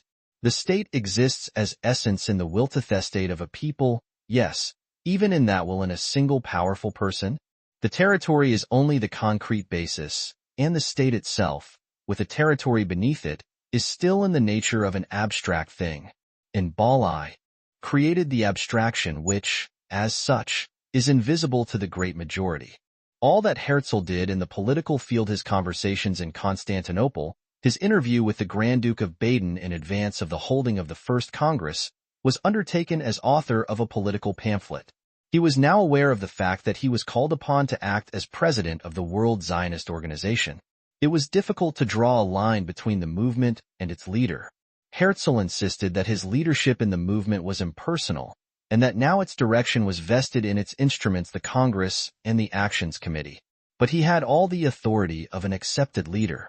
The evolution of Herzl's conception of the Jewish problem, since he saw the degradation of Dreyfus, can be measured by a study of the articles he wrote after the First Congress. He himself was quite aware of the transformation. He had seen the Jewish people face to face. "Brothers have found each other again," he said. He wrote with great appreciation of the quality of the Russian delegates. He said, "They possess that inner unity which has disappeared from among the Westerners. They are steeped in Jewish national sentiment without betraying any national narrowness and intolerance. They are not tortured by the idea of assimilation. They do not assimilate into other nations, but exert themselves to learn the best in other peoples. In this way they manage to remain erect and genuine. Looking on them, we understood where our forefathers got the strength to endure through the bitterest times." Immediately after the First Congress, Herzl grappled with his second task, the creation of the Jewish Colonial Bank. He wrote of the bank in Die Welt in November 1898. "The task of the Colonial Bank is to eliminate philanthropy. The settler on the land who increases its value by his labor merits more than a gift. he is entitled to credit. The prospective bank could therefore begin by extending the needed credits to the colonists. Later it would expand into the instrument for the bringing in of Jews and would supply credits for transportation, agriculture, commerce, and construction. The seat of the bank was to be London. There were to be 2 billion shares at £1 each. The bank was to be directed by men acquainted with banking affairs, but the movement would be placed in a position to control its policy. The hopes of Herzl grew from week to week. As he approached the practical situation, he became less and less confident of the cooperation of men of wealth. Differences arose in the preliminary discussions as to the scope of the bank. In the first draft of the Articles of Incorporation, the Orient alone was named as the area of work for the bank. Menachem Ussishkin insisted that the words Syria and Palestine should be substituted. After a great deal of discussion, the proposals for the formation of the bank were brought to the Second Zionist Congress, and the Articles of Incorporation, as amended, were adopted by acclamation. Herzl clung to the idea which had come to him when he was thinking of the Jewish state as a pamphlet, that it might be better for him to write a novel. The impulse to write such a novel became irresistible after his visit to Palestine. It was to be called Alt Neuland. He began to write it in 1899. It was completed in April 1902 and published 6 months later. It is remarkable that he could write such a novel while engaged in varied political activities in Constantinople, in London, and in Berlin, and while he had to deal with the many troublesome internal Zionist problems. Alt Neuland was a novel with a purpose. It described the Palestine of the near future as it would develop through the Zionist movement. It had the weaknesses of every propaganda novel. The entire work has something of the state about it and proceeds in the form of scenes rather than by way of narrative. Each type has a specific outlook. Most of the characters are portraits of living personalities. It was his purpose to memorialize his friends and his opponents. Alt Neuland tells of a Jew who visits Palestine in 1898 and then comes again in 1923 when he finds the Promised Land developed under Jewish influence. Its territory lies east and west of the Jordan. The Dead Land of 1898 is now thoroughly alive. Its real creators were the irrigation engineers. Technology had given a new form to labor. A new social and economic system had been created which is described as mutualistic, a huge cooperative, a mediate form between individualism and collectivism. Haifa had become a world city. Around the holy city of Jerusalem, modern suburbs had arisen, shaded boulevards and parks, institutes of learning, places of amusement, markets, a world city in the spirit of the 20th century. In this new land, the Arabs lived side by side in friendship with the Jews. Alt Neuland did not produce the effect Herzl had expected. Within the Zionist movement, it did more harm than good. Many of Herzl's friends were disappointed that the novel should have so little of the Jewish spirit. It ignored the Hebraic Renaissance. The novel evoked the sharpest criticism from Akkad Hom. While Herzl was immersed in political action, visiting European capitals, carrying on correspondence with leading persons whose interest in Zionism he had engaged, and submitting reports to the Zionist Congress or to the Actions Committee, often facing critical situations in his struggle with growing Zionist parties, the Zionist organization was gradually becoming an accepted institution in Jewish life. It was the international sounding board for the discussion of the Jewish question. The Jewish National Fund was founded at the Fourth Congress held in London in 1900. The Jewish Colonial Trust was finally established with headquarters in London. The first Zionist party in the Congress was the Democratic faction led by Leo Motzkin, but soon there were added the Mizrachi Party and the beginnings of a Labor Party. Not only Dr. Nordau's stirring addresses, but many controversies made congresses. The cultural issue was a Congress perennial. Many discussions also took place around what was called the issue of practical and political Zionism. The Russians, under the leadership of Ussishkin, were all heartily against the charter emphasis and drove with maddening persistence for immediate work in Palestine. In the course of these debates, continued over the years, the Congress became a forum for the discussion of international Jewish problems and developed speakers and theorists of varying degrees of talent. It also produced men with hobbies. The Jewish National Fund and the Hebrew University was the hobby of Dr. Herman Shapiro. Colonization in Cyprus was the hobby of Davis Triech, who created many scenes on the floor of the Congress. Dr. Chaim Weizmann was not only a leader of the Democratic faction, crossing swords time and again with Herzl, but devoted much time and thought to the idea of a Hebrew university. The procedure of the Congress, based on continental models, was gradually worked out and became fixed, and many of the delegates were adepts in the art of procedural sparring. The language in Congresses used during Herzl's life was German, but gradually the imperfect use of German by East European Zionists led to the development of what was called Congress German. This was a form of German that was easy to use, because respect for grammar and pronunciation was not required. During the Congresses, Herzl maintained throughout the role of leader and moderator. His manner was gracious, and he never lost his sense of dignity. He was capable of sharp retort, but always bore in mind that it was high duty to hold a balance and to seek compromise rather than sharp division. He developed it in a most remarkable way on the platform. His appearances were dramatic. His interventions were arresting. The man of the writing desk developed as one of the ablest in the parliamentary arts. After some of the Congresses, he had to retire to a health resort, having exhausted his strength and bringing on a recurrence of his heart trouble. On a number of occasions, his close friends feared for his life. But after a few weeks of rest, he usually returned stronger than before and with greater determination to pursue his course, regardless of the consequences to himself. At this point, it is important to refer to his family life. He had married Julie Naschauer on July 25, 1889. She was the daughter of wealthy parents and grew up in a conventional social circle. When she married Herzl, he was already a rising young author who was highly regarded among those with whom she associated. He was attractive, aristocratic in bearing, a keen conversationalist, and had all the qualities of being a conventional partner of a conventional wife.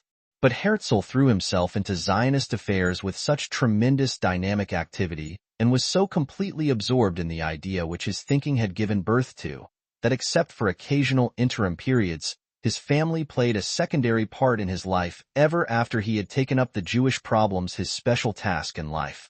Julie Herzl also suffered by reason of Herzl's devotion to his own mother.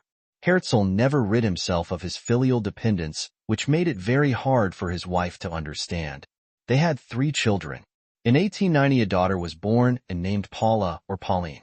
In 1891 his son, Hans, was born, whose life after his father's death became a serious problem. There was a 3rd child, a daughter Margaret, known as Trude, who was born in May 1893. During this period there were many separations from his family. There were disagreements and reconciliations, but the cup of unhappiness for Julie Herzl overflowed when Herzl became the official leader of a public movement. From that time on her home was constantly overrun with unwelcome visitors. Not only did Herzl give his life to the movement in the literal sense, but he gave his reserve of funds and sacrificed the welfare of his family for the sake of the movement he had brought to life. His domestic affairs as well as his failing heart made all the years of Herzl's brief Zionist life pain and struggle. The tragic position of Jews in various parts of Europe greatly agitated Herzl during the time he was carrying on negotiations with the Kaiser and the Sultan. He was constantly being led to the thought that it would become necessary to find a temporary haven of refuge for Jews. In 1899, a series of pogroms broke out in Galicia. In his diary at the time, he had references to England and Cyprus. We may even have to consider South Africa or America. But he banished these thoughts from his mind because he knew that the Zionists would place serious obstacles in the way of considering any project other than Palestine. When his hopes with regard to Germany had collapsed, however, he thought of these alternative proposals again. On October 22, 1902, a conference between Joseph Chamberlain, the colonial secretary, and Herzl took place. Chamberlain had been in the colonial office since 1895. He held an influential position in the councils of the British government. He was a man of strong will and political integrity. Herzl submitted his plan for the colonization of Cyprus and the Sinai Peninsula, which included Irish Jewish settlers under a Jewish administration. Chamberlain said that he could speak definitely only about Cyprus. The Sinai Peninsula came under the jurisdiction of the Foreign Office. As far as Cyprus was concerned, he believed that it was not promising because the Greeks and Muslims would object, and it would be his official duty to side with them. He took a more favorable view, however, of Irish. In that connection, it was necessary for Herzl to talk to Lord Lansdowne of the Foreign Office. A great deal would depend upon the goodwill of Lord Cromer, the British Consul General in Egypt, and actually the vice-regent of that country. Through the good offices of Chamberlain, it became possible for Herzl to meet Lord Lansdowne a few days later. He was well received and was listened to with a great deal of attention. Herzl was asked to submit a written expose. Then he asked for permission to have Leopold J. Greenberg go to Egypt and confer with Lord Cromer. Lord Lansdowne said that he would arrange for such a meeting. Greenberg discussed the matter with Lord Cromer in Cairo. There were objections raised by both Lord Cromer and the Egyptian Prime Minister on the ground that an attempted Jewish economy undertaken in 18912 in the region of ancient Midian had been a pitiful failure. There had been political complications and border disputes with Turkey. A definitive reply was received by Herzl on December 18, 1902, written on behalf of Lord Lansdowne by Sir T.H. Sanderson, Permanent Under-Secretary. Lord Lansdowne had heard from Lord Cromer, who favored the sending of a small commission to the Sinai Peninsula to report on conditions and prospects, but Lord Cromer feared that no sanguine hopes of success should be entertained. But if the report of the commission turned out favorable, the Egyptian government would certainly offer liberal terms for Jewish colonization. On the other hand, however, the Zionists should understand that they would be expected to meet the cost of a defense corps and to guarantee the administration. In Lord Cromer's opinion, the most important question was that of the rights which Herzl expected for the projected settlement. He wrote, "In your letter of the 12th ultimate you remark that you will become great and promising by the granting of this right of colonization. Your letter does not make clear what is to be understood by these words, and what kind of rights the colonists will expect." Lord Lansdowne also touched on the question of the new citizenship of the settlers. Herzl had believed that he would have only Englishmen to deal with, since England had become more and more the master of Egypt. It was apparent, however, that the Egyptian government also played an important part in the discussions. Lord Cromer confirmed that the Egyptian government would make it an essential condition that the new settlers become Turkish subjects bound by Egyptian law, but while the British occupation continued, the settlers would always be certain of fair treatment. Herzl was satisfied with this letter and described it as a historic document. The British government had recognized Herzl as the Zionist leader and the movement represented by him as a negotiating party. He already saw the Egyptian province of Judea under a Jewish governor, with its own defense corps under Anglo-Egyptian officers. As a result of the English negotiations, Lord Rothschild seemed to be won over by Herzl. The old banker, who had refused 2 years before to meet the Zionist leader, now visited him in his hotel. The next task before Herzl was the organization of the commission. The commission was composed of the South African engineer, Kessler, the chief inspector of the Egyptian Survey Department, Humphreys, Colonel Goldsmith was to report on the land, and Dr. Soskin was to study agricultural possibilities. Oscar Marmarek was to investigate building and housing problems and act as general secretary. Dr. Hillel Jaffe of the Jaffe Hospital was to deal with the problems of climate and hygiene. The commission met with great difficulties. There was opposition by the Turks. There was misunderstandings between Herzl and Greenberg. Herzl himself went to Egypt in order to bring the negotiations to a conclusion and to straighten out difficulties. His intervention in no way improved the situation. Lord Cromer had become very cool toward him. He received the general report of the commission, which observed that under existing conditions the land is quite unsuitable for settlers from European countries, but if sufficient irrigation were introduced, the agricultural, hygienic, and climatic conditions are such that part of the land, which is at present wilderness, could support a considerable population. An application for the concession was made by Herzl on the advice of Lord Cromer, having as his legal representative a Belgian lawyer of high standing. The Egyptian government did not receive with favor the outline of the concession. Herzl was received on April 23 by Chamberlain, who had just returned from his African journey. Chamberlain listened to the report given by Herzl on the work of the commission. Both regarded the report as unfavorable. Then Chamberlain made this remark: "On my travels I saw a country for you, Uganda. On the coast it is hot, but in the interior the climate is excellent for Europeans. You can plant cotton and sugar." I thought to myself, that is just the country for Dr. Herzl. But he must have Palestine, and will move only into its vicinity. This was the first reference to Uganda which became the center of attention in Zionist circles. Herzl was told that the Egyptian government would reject the plan.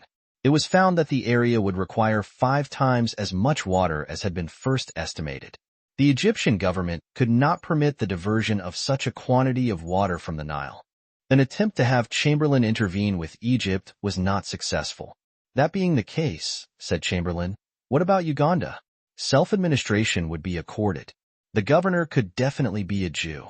Although the matter belonged to the Foreign Office, he would have it transferred under his jurisdiction in the Colonial Office. The territory would be the permanent property of a colonization company created for the purpose. After 5 years, the settlers would be given complete autonomy. The name of the settlement was to be New Palestine. Herzl pressed for a reply from the government in order that the project might be presented to the Zionist Congress on August 14, 1903. The official proposal came from Sir Clement Hill, permanent head of the Foreign Office. In this letter, it was stated that Lord Lansdowne had studied the question with the interest which His Majesty's government always felt bound to take in every serious plan destined to better the condition of the Jewish race. The time had been too short for a closer examination of the plan and for its submission to the British representative for the East African, Uganda, Protectorate. Lord Lansdowne assumes, the letter continues, that the bank desires to send a number of gentlemen to the East African Protectorate to establish whether there is in that territory land suitable for the purpose in view. Should this prove to be the case, he will be happy to give them every assistance in bringing them together with His Majesty's Congress, the conditions under which the settlement could be carried out. Should an area be found which the bank and His Majesty's representative consider suitable, and His Majesty's government consider desirable, Lord Lansdowne will be glad to consider favorably proposals for the creation of a Jewish colony or settlement under such conditions as will seem to the members to guarantee the retention of their national customs. The document went on with an offer subject to the consent of the relevant officials of a Jewish governorship and internal autonomy. This was the first official proposal in connection with the Zionist movement which Herzl was able to submit to a Zionist Congress. When the letter of Sir Clement Hill was submitted to the 6th Zionist Congress in 1903, it split the Zionist movement wide open. It arrayed the overwhelming majority of Zionists in Russia against Herzl, and he was called upon to defend himself against a general attack which preceded the convening of the Congress. When the Congress was convened in an atmosphere of great excitement and partisan controversy, the Uganda project was submitted in the form of an official resolution calling for the appointment of a commission of 9 to be sent to investigate conditions in East Africa. The final decision on the report of the investigating committee was to be left to a special Congress. Although the vote showed a majority in favor of the official resolution, the tally was 295 for, 177 against, and 100 absentees. Debate on the resolution revealed an overwhelming opposition to the project. It was regarded as an abandonment of Palestine in favor of a diversion. After the vote, the Russian delegates left the Congress in a body. All the opposition delegates left with them and met in conference to discuss the situation. When Herzl heard of the deep feeling that prevailed in the conference, he asked for the privilege of speaking to the opposition. He gave them his solemn assurance that the Ball program would be unaffected by the resolution. He swore fealty to the Ball program, to Zion and Jerusalem. His speech revealed the great transformation that had taken place in Herzl's organic relation to the Zionist movement. The opposition delegates felt that in spite of Herzl seeking alternately one or another substitute for Palestine, his heart responded without reserve to the appeal of Zion. The opposition reappeared in the Congress the following day. They exacted assurances that the funds of the Jewish Colonial Trust, of the Jewish National Fund and the shekel income, should not be used for the commission investigating East Africa, and that the commission should report to the Greater Actions Committee before it appeared to submit its report to the Congress. Herzl's experience at what is called the Uganda Congress drew him nearer to the older Zionists. He realized now that the ultimate goal could not be reached within the near future, that Uganda was merely a compromise achievement, providing the field of preparation for a second attempt to reach Zion. The Congress of 1903 was the climax of Herzl's career. It was, in effect, the end of his quest. Later, the East African project became a matter of lesser importance in the eyes of the English. The English colonists in East Africa declared their opposition to a Jewish settlement. A Zionist opposition was organized, led by Menahem Usishkin, who was not present at the Uganda Congress. The Charkov Conference of Russian Zionists was called. Herzl was charged with having violated the Ball program. The Charkov Conference disclaimed responsibility for all actions in the direction of East Africa. It appointed a committee of 3 to communicate their demands to Herzl. They asked that he promise that he would not place before the Congress any territorial projects other than those connected with Palestine or Syria, and that he would take East Africa off the agenda. By now Herzl would have been pleased to let the East African project disappear from the agenda. It was clear that the English government was not greatly interested and was seeking a way out. But the devious route of political action, once started, could not so easily be halted. Herzl found himself chained to a political reality. Throughout his Zionist life, Herzl suffered from a heart ailment which became more and more acute as he was taken up by the excitements and activities of the movement. He became aware of his illness soon after he had written The Jewish State. He had premonitions of the fatal consequences, but persisted in carrying the burden of the movement himself, consuming all his strength in the process. At intervals he was forced to take rest cures. On a number of occasions it was thought that he had reached the end of his strength. When he was grappling with the Uganda project, York Steiner, an intimate friend, wrote of his appearance. The imposing figure is now stooped, the face sallow, the eyes the mirrors of a fine soul were darkened.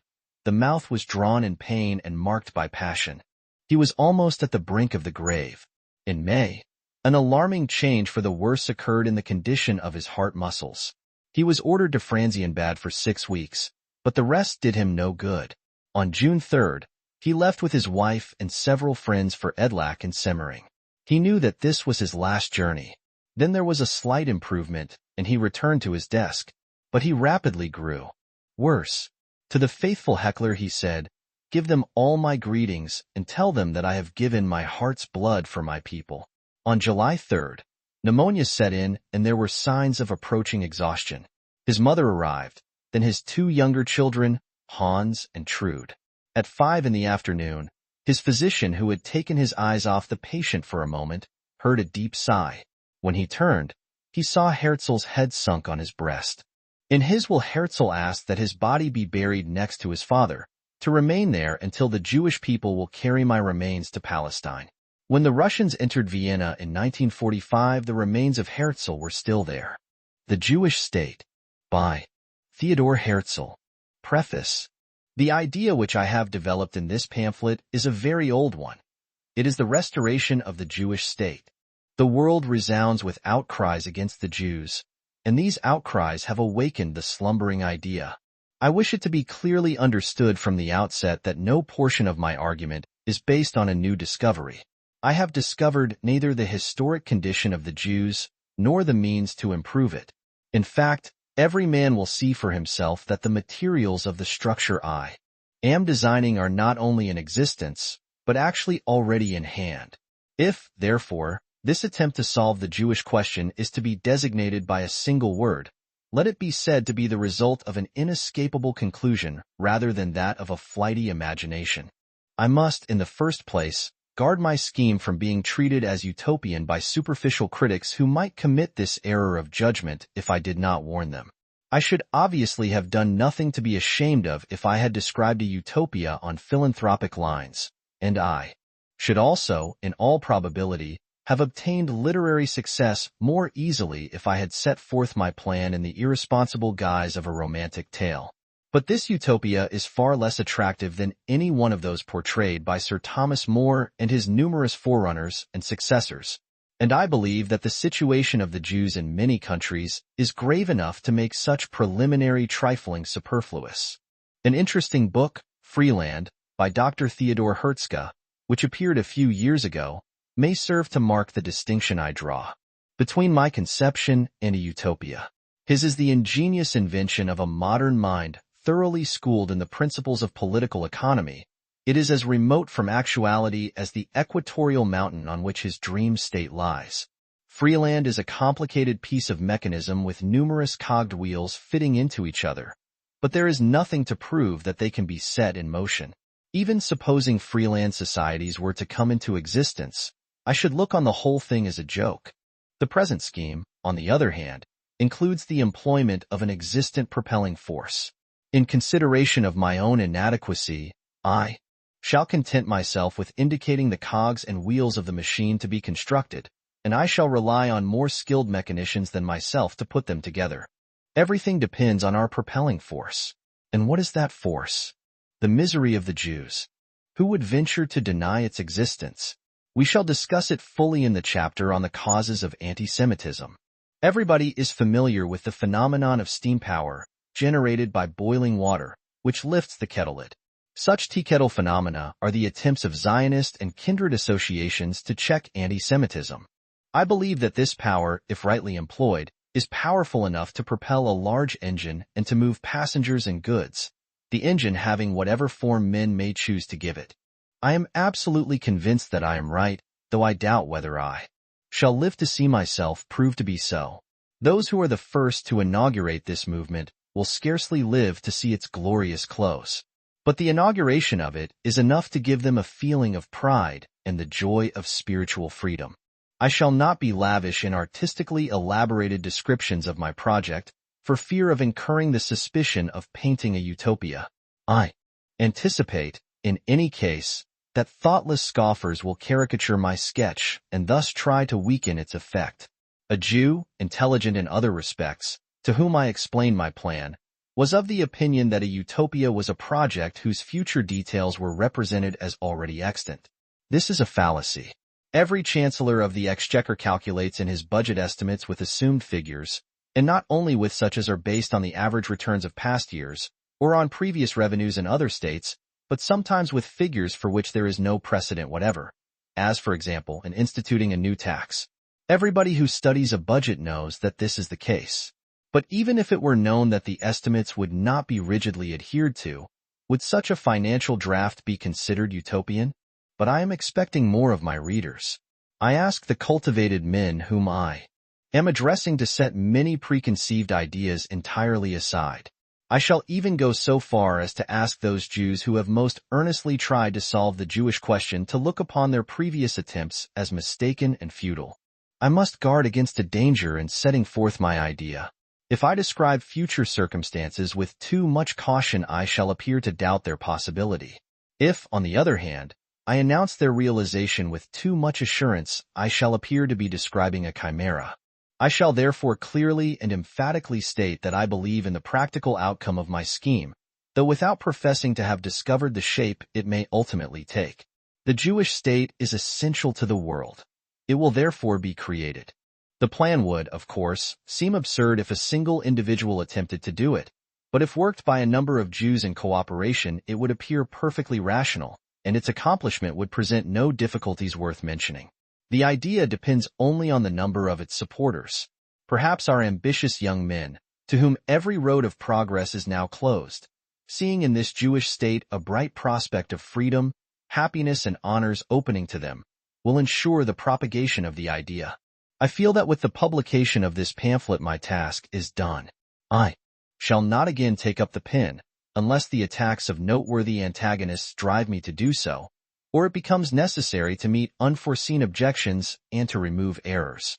Am I stating what is not yet the case? Am I before my time? Are the sufferings of the Jews not yet grave enough? We shall see. It depends on the Jews themselves whether this political pamphlet remains for the present a political romance. If the present generation is too dull to understand it rightly, a future, finer, and a better generation will arise to understand it.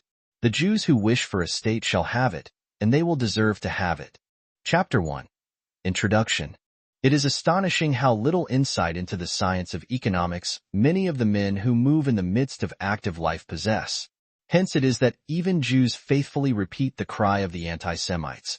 We depend for sustenance on the nations who are our hosts, and if we had no hosts to support us, we should die of starvation. This is a point that shows how unjust accusations may weaken our self-knowledge.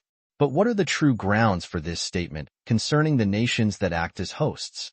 Where it is not based on limited physiocratic views, it is founded on the childish error that commodities pass from hand to hand in continuous rotation. We need not wake from long slumber, like Rip Van Winkle, to realize that the world is considerably altered by the production of new commodities. The technical progress made during this wonderful era enables even a man of most limited intelligence to note with his short-sighted eyes the appearance of new commodities all around him. The spirit of enterprise has created them. Labor without enterprise is the stationary labor of ancient days, and typical of it is the work of the husbandman, who stands now just where his progenitors stood 1,000 years ago. All our material welfare has been brought about by men of enterprise. I feel almost ashamed of writing down so trite a remark.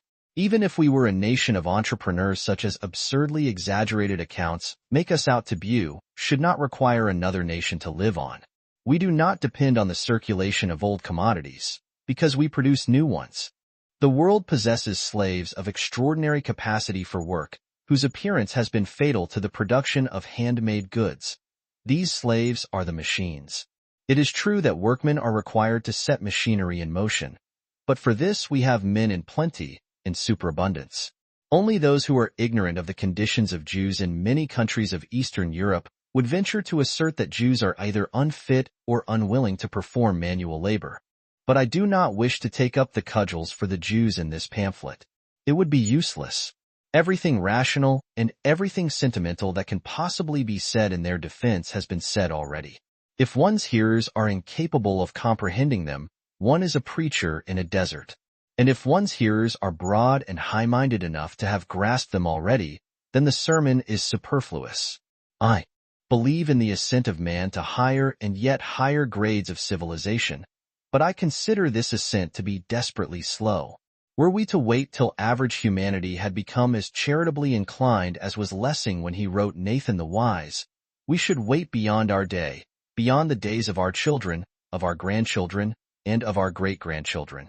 But the world's spirit comes to our aid in another way. This century has given the world a wonderful renaissance by means of its technical achievements, but at the same time its miraculous improvements have not been employed in the service of humanity. Distance has ceased to be an obstacle, yet we complain of insufficient space. Our great steamships carry us swiftly and surely over hitherto unvisited seas. Our railways carry us safely into a mountain world hitherto tremblingly scaled on foot. Events occurring in countries undiscovered when Europe confined the Jews in ghettos are known to us in the course of an hour. Hence the misery of the Jews is an anachronism, not because there was a period of enlightenment 100 years ago, for that enlightenment reached in reality only the choicest spirits. I believe that electric light was not invented for the purpose of illuminating the drawing rooms of a few snobs, but rather for the purpose of throwing light on some of the dark problems of humanity. One of these problems, and not the least of them, is the Jewish question. In solving it, we are working not only for ourselves, but also for many other overburdened and oppressed beings. The Jewish question still exists. It would be foolish to deny it. It is a remnant of the Middle Ages, which civilized nations do not even yet seem able to shake off, try as they will. They certainly showed a generous desire to do so when they emancipated us. The Jewish question exists wherever Jews live in perceptible numbers. Where it does not exist, it is carried by Jews in the course of their migrations. We naturally move to those places where we are not persecuted, and there our presence produces persecution. This is the case in every country, and will remain so, even in those highly civilized, for instance, France, until the Jewish question finds a solution on a political basis. The unfortunate Jews are now carrying the seeds of anti-Semitism into England. They have already introduced it into America. I believe that I understand anti-Semitism, which is really a highly complex movement. I consider it from a Jewish standpoint, yet without fear or hatred. I believe that I can see what elements there are in it of vulgar sport, of common trade jealousy, of inherited prejudice, of religious intolerance, and also of pretended self-defense. I think the Jewish question is no more a social than a religious one, notwithstanding that it sometimes takes these and other forms. It is a national question, which can only be solved by making it a political world question to be discussed and settled by the civilized nations of the world in council. We are a people, one people. We have honestly endeavored everywhere to merge ourselves in the social life of surrounding communities and to preserve the faith of our fathers. We are not permitted to do so. In vain are we loyal patriots, our loyalty in some places running to extremes.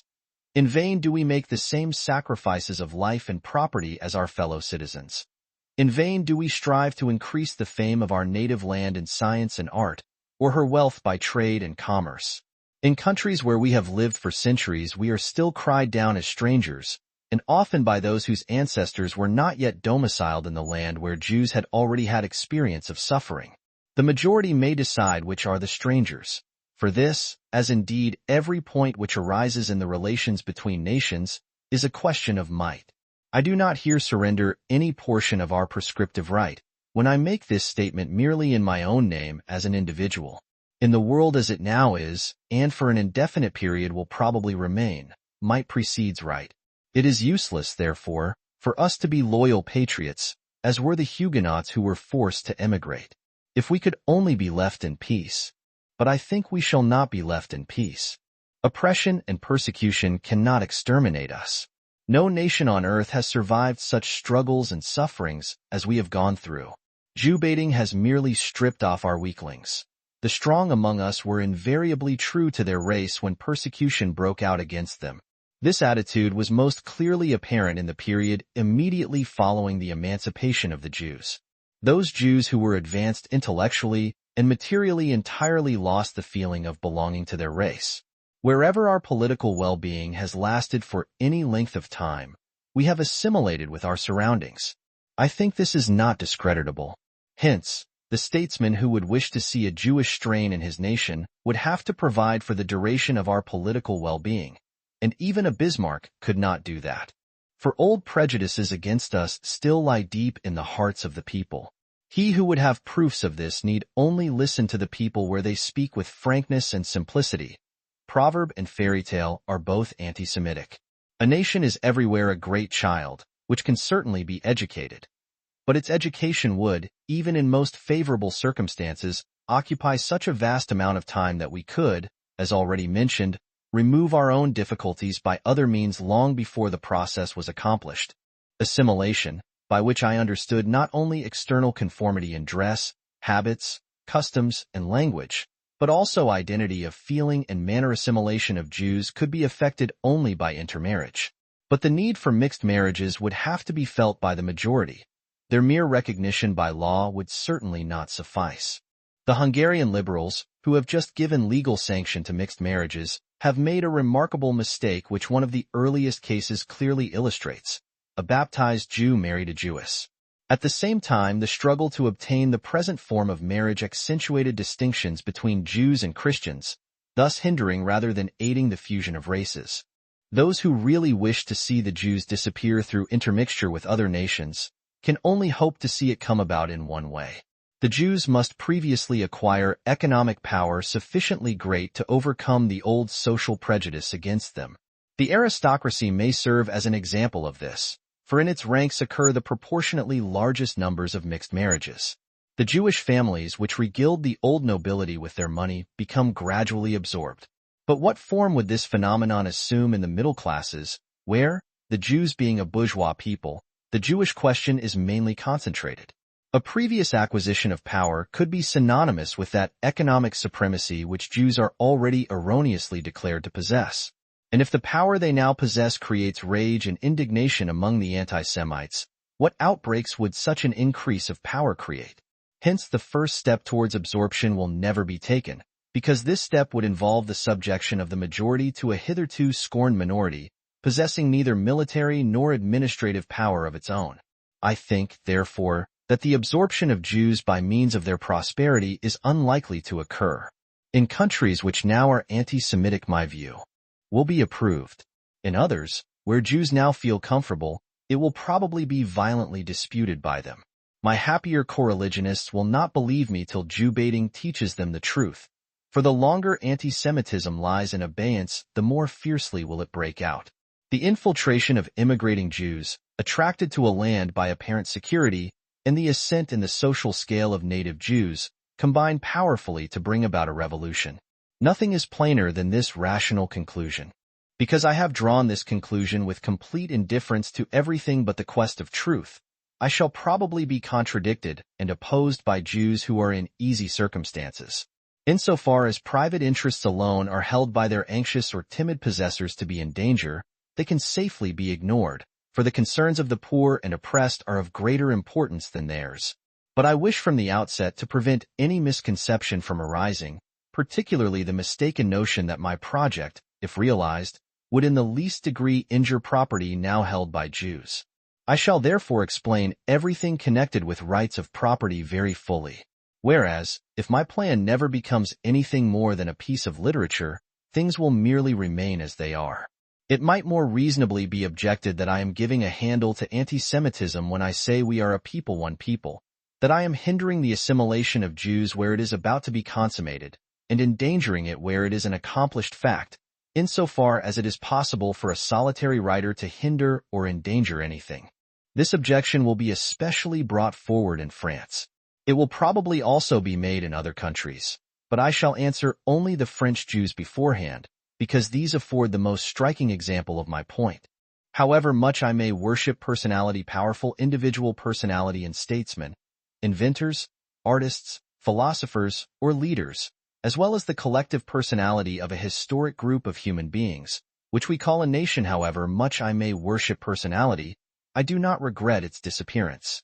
Whoever can, will, and must perish, let him perish.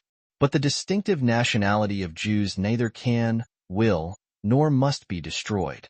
It cannot be destroyed, because external enemies consolidate it. It will not be destroyed. This is shown during 2,000 years of appalling suffering. It must not be destroyed, and that, as a descendant of numberless Jews who refused to despair, I am trying once more to prove in this pamphlet. Whole branches of Judaism may wither and fall, but the trunk will remain. Hence, if all or any of the French Jews protest against this scheme on account of their own assimilation, my answer is simple. The whole thing does not concern them at all. They are Jewish Frenchmen. Well and good. This is a private affair for the Jews alone. The movement towards the organization of the state I am proposing would, of course, harm Jewish Frenchmen no more than it would harm the assimilated of other countries. It would, on the contrary, be distinctly to their advantage, for they would no longer be disturbed in their chromatic function, as Darwin puts it, but would be able to assimilate in peace, because the present anti-Semitism would have been stopped forever. They would certainly be credited with being assimilated to the very depths of their souls, if they stayed where they were after the new Jewish state, with its superior institutions, had become a reality. The assimilated would profit even more than Christian citizens by the departure of faithful Jews, for they would be rid of the disquieting, incalculable, and unavoidable rivalry of a Jewish proletariat, driven by poverty and political pressure from place to place, from land to land. This floating proletariat would become stationary. Many Christian citizens whom we call anti-Semitism now offer determined resistance to the immigration of foreign Jews. Jewish citizens cannot do this, although it affects them far more directly. For on them they feel first of all the keen competition of individuals carrying on similar branches of industry, who, in addition, either introduce anti-Semitism where it does not exist, or intensify it where it does. The assimilated give expression to this secret grievance in philanthropic undertakings. They organize immigration societies for wandering Jews. There is a reverse to the picture which would be comic if it did not deal with human beings. For some of these charitable institutions are created not for, but against, persecuted Jews. They are created to dispatch these poor creatures just as fast and far as possible. And thus, many an apparent friend of the Jews turns out, on careful inspection, to be nothing more than an anti-Semite of Jewish origin, disguised as a philanthropist. But the attempts at colonization made even by really benevolent men, interesting attempts though they were, have so far been unsuccessful. I do not think that this or that man took up the matter merely as an amusement, that they engaged in the immigration of poor Jews as one indulges in the racing of horses. The matter was too grave and tragic for such treatment. These attempts were interesting, in that they represented on a small scale the practical forerunners of the idea of a Jewish state. They were even useful, for out of their mistakes may be gathered experience for carrying the idea out successfully on a larger scale. They have, of course, done harm also. The transportation of anti-Semitism to new districts, which is the inevitable consequence of such artificial infiltration, seems to me to be the least of these evils. Far worse is the circumstance that unsatisfactory results tend to cast doubts on intelligent men. What is impractical or impossible to simple argument will remove this doubt from the minds of intelligent men. What is unpractical or impossible to accomplish on a small scale need not necessarily be so on a larger one. A small enterprise may result in loss under the same conditions which would make a large one pay. A rivulet cannot even be navigated by boats. The river into which it flows carries stately iron vessels. No human being is wealthy or powerful enough to transplant a nation from one habitation to another. An idea alone can achieve that, and this idea of a state may have the requisite power to do so. The Jews have dreamt this kingly dream all through the long nights of their history. Next year in Jerusalem is our old phrase. It is now a question of showing that the dream can be converted into a living reality. For this, many old, outgrown, confused and limited notions must first be entirely erased from the minds of men. Dull brains might, for instance, imagine that this exodus would be from civilized regions into the desert. That is not the case. It will be carried out in the midst of civilization. We shall not revert to a lower stage. We shall rise to a higher one. We shall not dwell in mud huts. We shall build new, more beautiful and more modern houses and possess them in safety. We shall not lose our acquired possessions. We shall realize them. We shall surrender our well-earned rights only for better ones. We shall not sacrifice our beloved customs. We shall find them again. We shall not leave our old home before the new one is prepared for us. Those only will depart who are sure thereby to improve their position. Those who are now desperate will go first, after them the poor, next the prosperous, and last of all, the wealthy. Those who go in advance will raise themselves to a higher grade, equal to those whose representatives will shortly follow. Thus the exodus will be at the same time an ascent of the class. The departure of the Jews will involve no economic disturbances, no crises, no persecutions. In fact, the countries they abandon will revive to a new period of prosperity. There will be an intermigration of Christian citizens into the positions evacuated by Jews. The outgoing current will be gradual, without any disturbance, and its initial movement will put an end to anti-Semitism. The Jews will leave as honored friends, and if some of them return, they will receive the same favorable welcome and treatment at the hands of civilized nations as is accorded to all foreign visitors. Their exodus will have no resemblance to a flight, for it will be a well-regulated movement under control of public opinion. The movement will not only be inaugurated with absolute conformity to law, but it cannot even be carried out without the friendly cooperation of interested governments who would derive considerable benefits from it. Security for the integrity of the idea and the vigor of its execution will be found in the creation of a body corporate, or corporation. This corporation will be called the Society of Jews. In addition to it, there will be a Jewish company, an economically productive body. An individual who attempted even to undertake this huge task alone would be either an impostor or a madman. The personal character of the members of the corporation will guarantee its integrity, and the adequate capital of the company will prove its stability. These prefatory remarks are merely intended as a hasty reply to the massive objections which the very words Jewish state are certain to arouse. Henceforth we shall proceed more slowly to meet further objections and to explain in detail what has been as yet only indicated. And we shall try in the interests of this pamphlet to avoid making it a dull exposition. Short aphoristic chapters will therefore best answer the purpose. If I wish to substitute a new building for an old one, I must demolish before I construct. I shall therefore keep to this natural sequence. In the first and general part one shall explain my ideas, remove all prejudices, determine essential political and economic conditions, and develop the plan.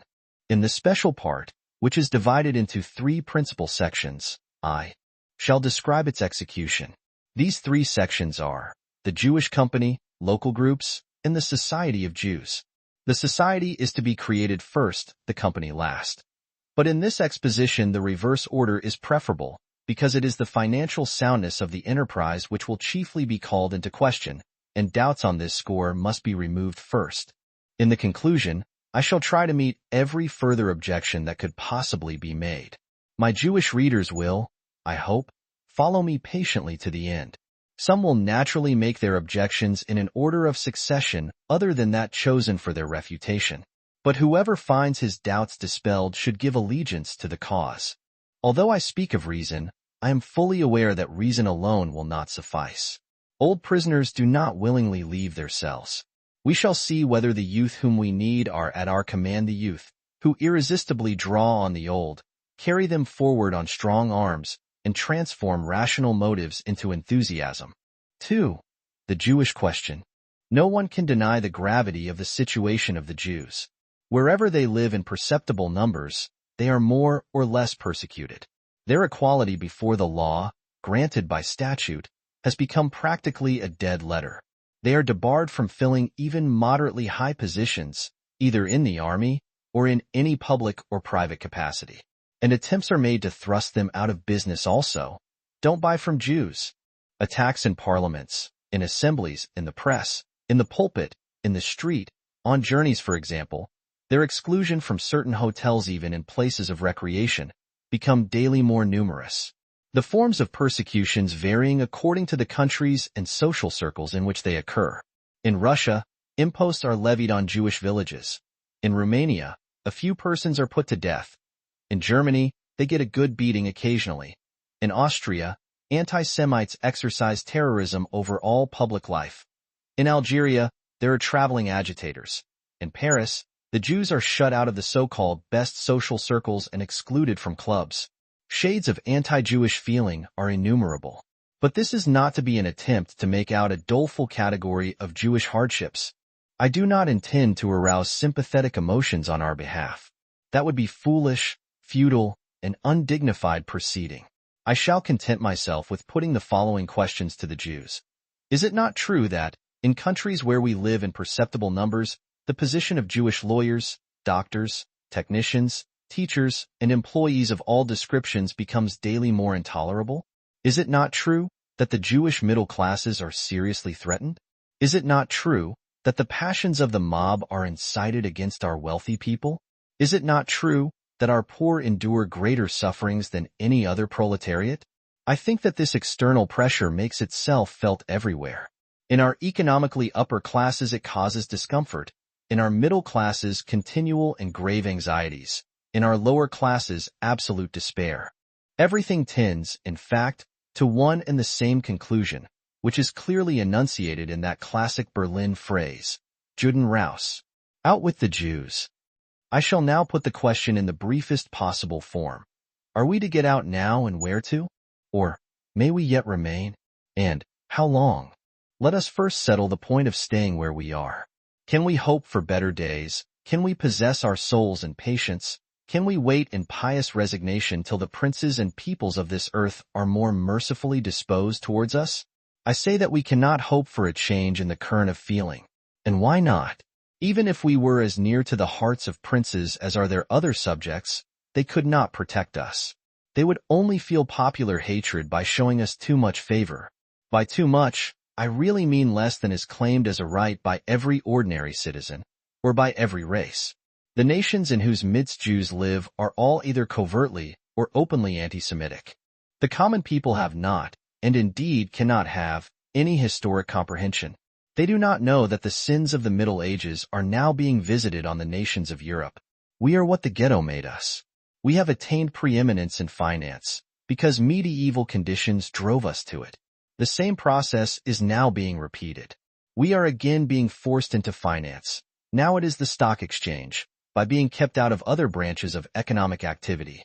Being on the stock exchange, we are consequently exposed afresh to contempt.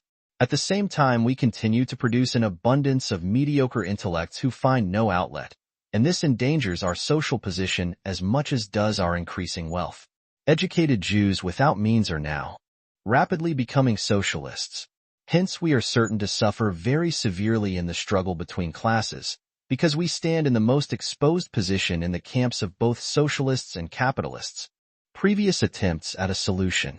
The artificial means heretofore employed to overcome the troubles of Jews have been either too petty, such as attempts at colonization, or attempts to convert the Jews into peasants in their present homes.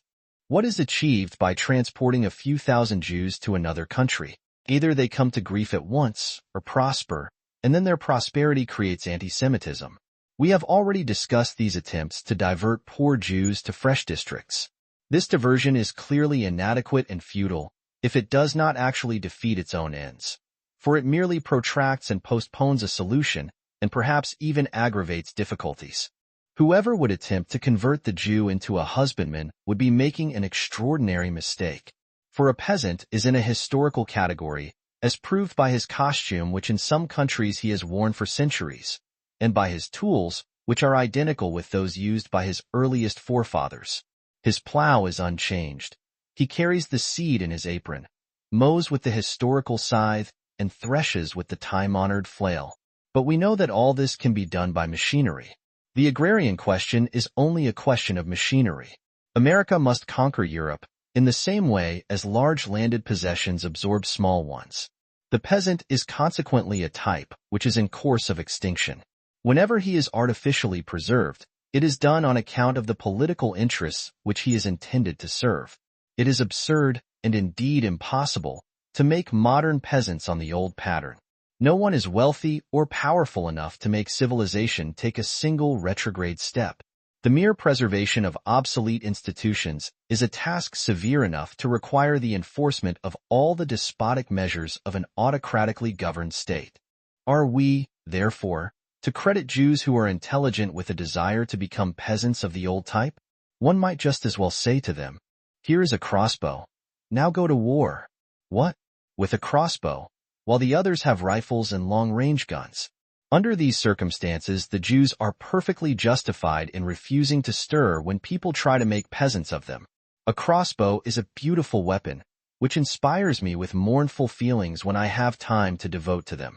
But it belongs by rights to a museum. Now, there certainly are districts to which desperate Jews go out, or at any rate, are willing to go out and till the soil. And a little observation shows that these districts, such as the enclave of Hesse in Germany, and some provinces in Russia, these very districts are the principal seats of anti-Semitism.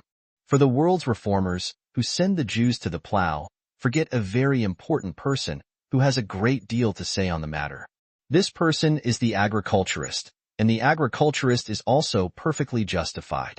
For the tax on land, the risks attached to crops, the pressure of large proprietors who cheapen labor, and American competition in particular, combine to make his life hard enough. Besides, the duties on corn cannot go on increasing indefinitely, nor can the manufacturer be allowed to starve. His political influence is, in fact, in the ascendant, and he must therefore be treated with additional consideration.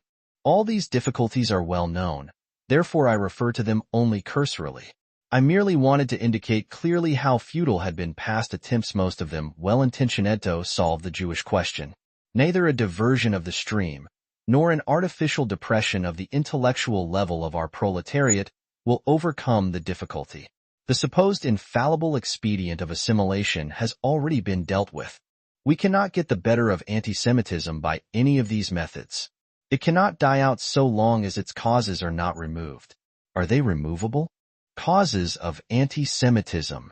We shall not again touch on those causes which are a result of temperament, prejudice, and narrow views, but shall here restrict ourselves to political and economical causes alone. Modern anti-Semitism is not to be confounded with the religious persecution of the Jews of former times. It does occasionally take a religious bias in some countries, but the main current of the aggressive movement has now changed. In the principal countries where anti-Semitism prevails, it does so as a result of the emancipation of the Jews. When civilized nations awoke to the inhumanity of discriminatory legislation and enfranchised us, our enfranchisement came too late. It was no longer possible to remove our disabilities in our old homes, for we had, curiously enough, developed while in the ghetto into a bourgeois people, and we stepped out of it only to enter into fierce competition with the middle classes. Hence, our emancipation set us suddenly within this middle-class circle, where we have a double pressure to sustain, from within and from without. The Christian bourgeoisie would not be unwilling to cast us as a sacrifice to socialism, though that would not greatly improve matters. At the same time, the equal rights of Jews before the law cannot be withdrawn where they have once been conceded, not only because their withdrawal would be opposed to the spirit of our age, but also because it would immediately drive all Jews, rich and poor alike, into the ranks of subversive parties. Nothing effectual can really be done to our injury. In olden days our jewels were seized. How is our movable property to be got hold of now? It consists of printed papers which are locked up somewhere or other in the world, perhaps in the coffers of Christians. It is, of course, possible to get at shares and debentures in railways, banks, and industrial undertakings of all descriptions by taxation, and where the progressive income tax is in force, all our movable property can eventually be laid hold of. But all these efforts cannot be directed against Jews alone, and wherever they might nevertheless be made, severe economic crises would be their immediate consequences, which would be by no means confined to the Jews who would be the first affected. The very impossibility of getting at the Jews nourishes and embitters hatred of them. Anti-Semitism increases day by day and hour by hour among the nations. Indeed, it is bound to increase, because the causes of its growth continue to exist and cannot be removed. Its remote cause is our loss of the power of assimilation during the Middle Ages. Its immediate cause is our excessive production of mediocre intellects, who cannot find an outlet downwards or upwards, that is to say, no wholesome outlet in either direction. When we sink, we become a revolutionary proletariat, the subordinate officers of all revolutionary parties. And at the same time, when we rise, there rises also our terrible power of the purse. Effects of anti-Semitism. The oppression we endure does not improve us, for we are not a whit better than ordinary people. It is true that we do not love our enemies, but he alone who can conquer himself dare reproach us with that fault. Oppression naturally creates hostility against oppressors, and our hostility aggravates the pressure. It is impossible to escape from this eternal circle. No. Some soft-hearted visionaries will say, no, it is possible. Possible by means of the ultimate perfection of humanity. Is it necessary to point to the sentimental folly of this view? He who would found his hope for improved conditions on the ultimate perfection of humanity would indeed be relying upon a utopia. I referred previously to our assimilation. I do not for a moment wish to imply that I desire such an end. Our national character is too historically famous, and in spite of every degradation, too fine to make its annihilation desirable. We might perhaps be able to merge ourselves entirely into surrounding races, if these were to leave us in peace for a period of 2 generations. But they will not leave us in peace. For a little period they manage to tolerate us, and then their hostility breaks out again and again. The world is provoked somehow by our prosperity, because it has for many centuries been accustomed to consider us as the most contemptible among the poverty-stricken. In its ignorance and narrowness of heart, it fails to observe that prosperity weakens our Judaism and extinguishes our peculiarities. It is only pressure that forces us back to the parent stem.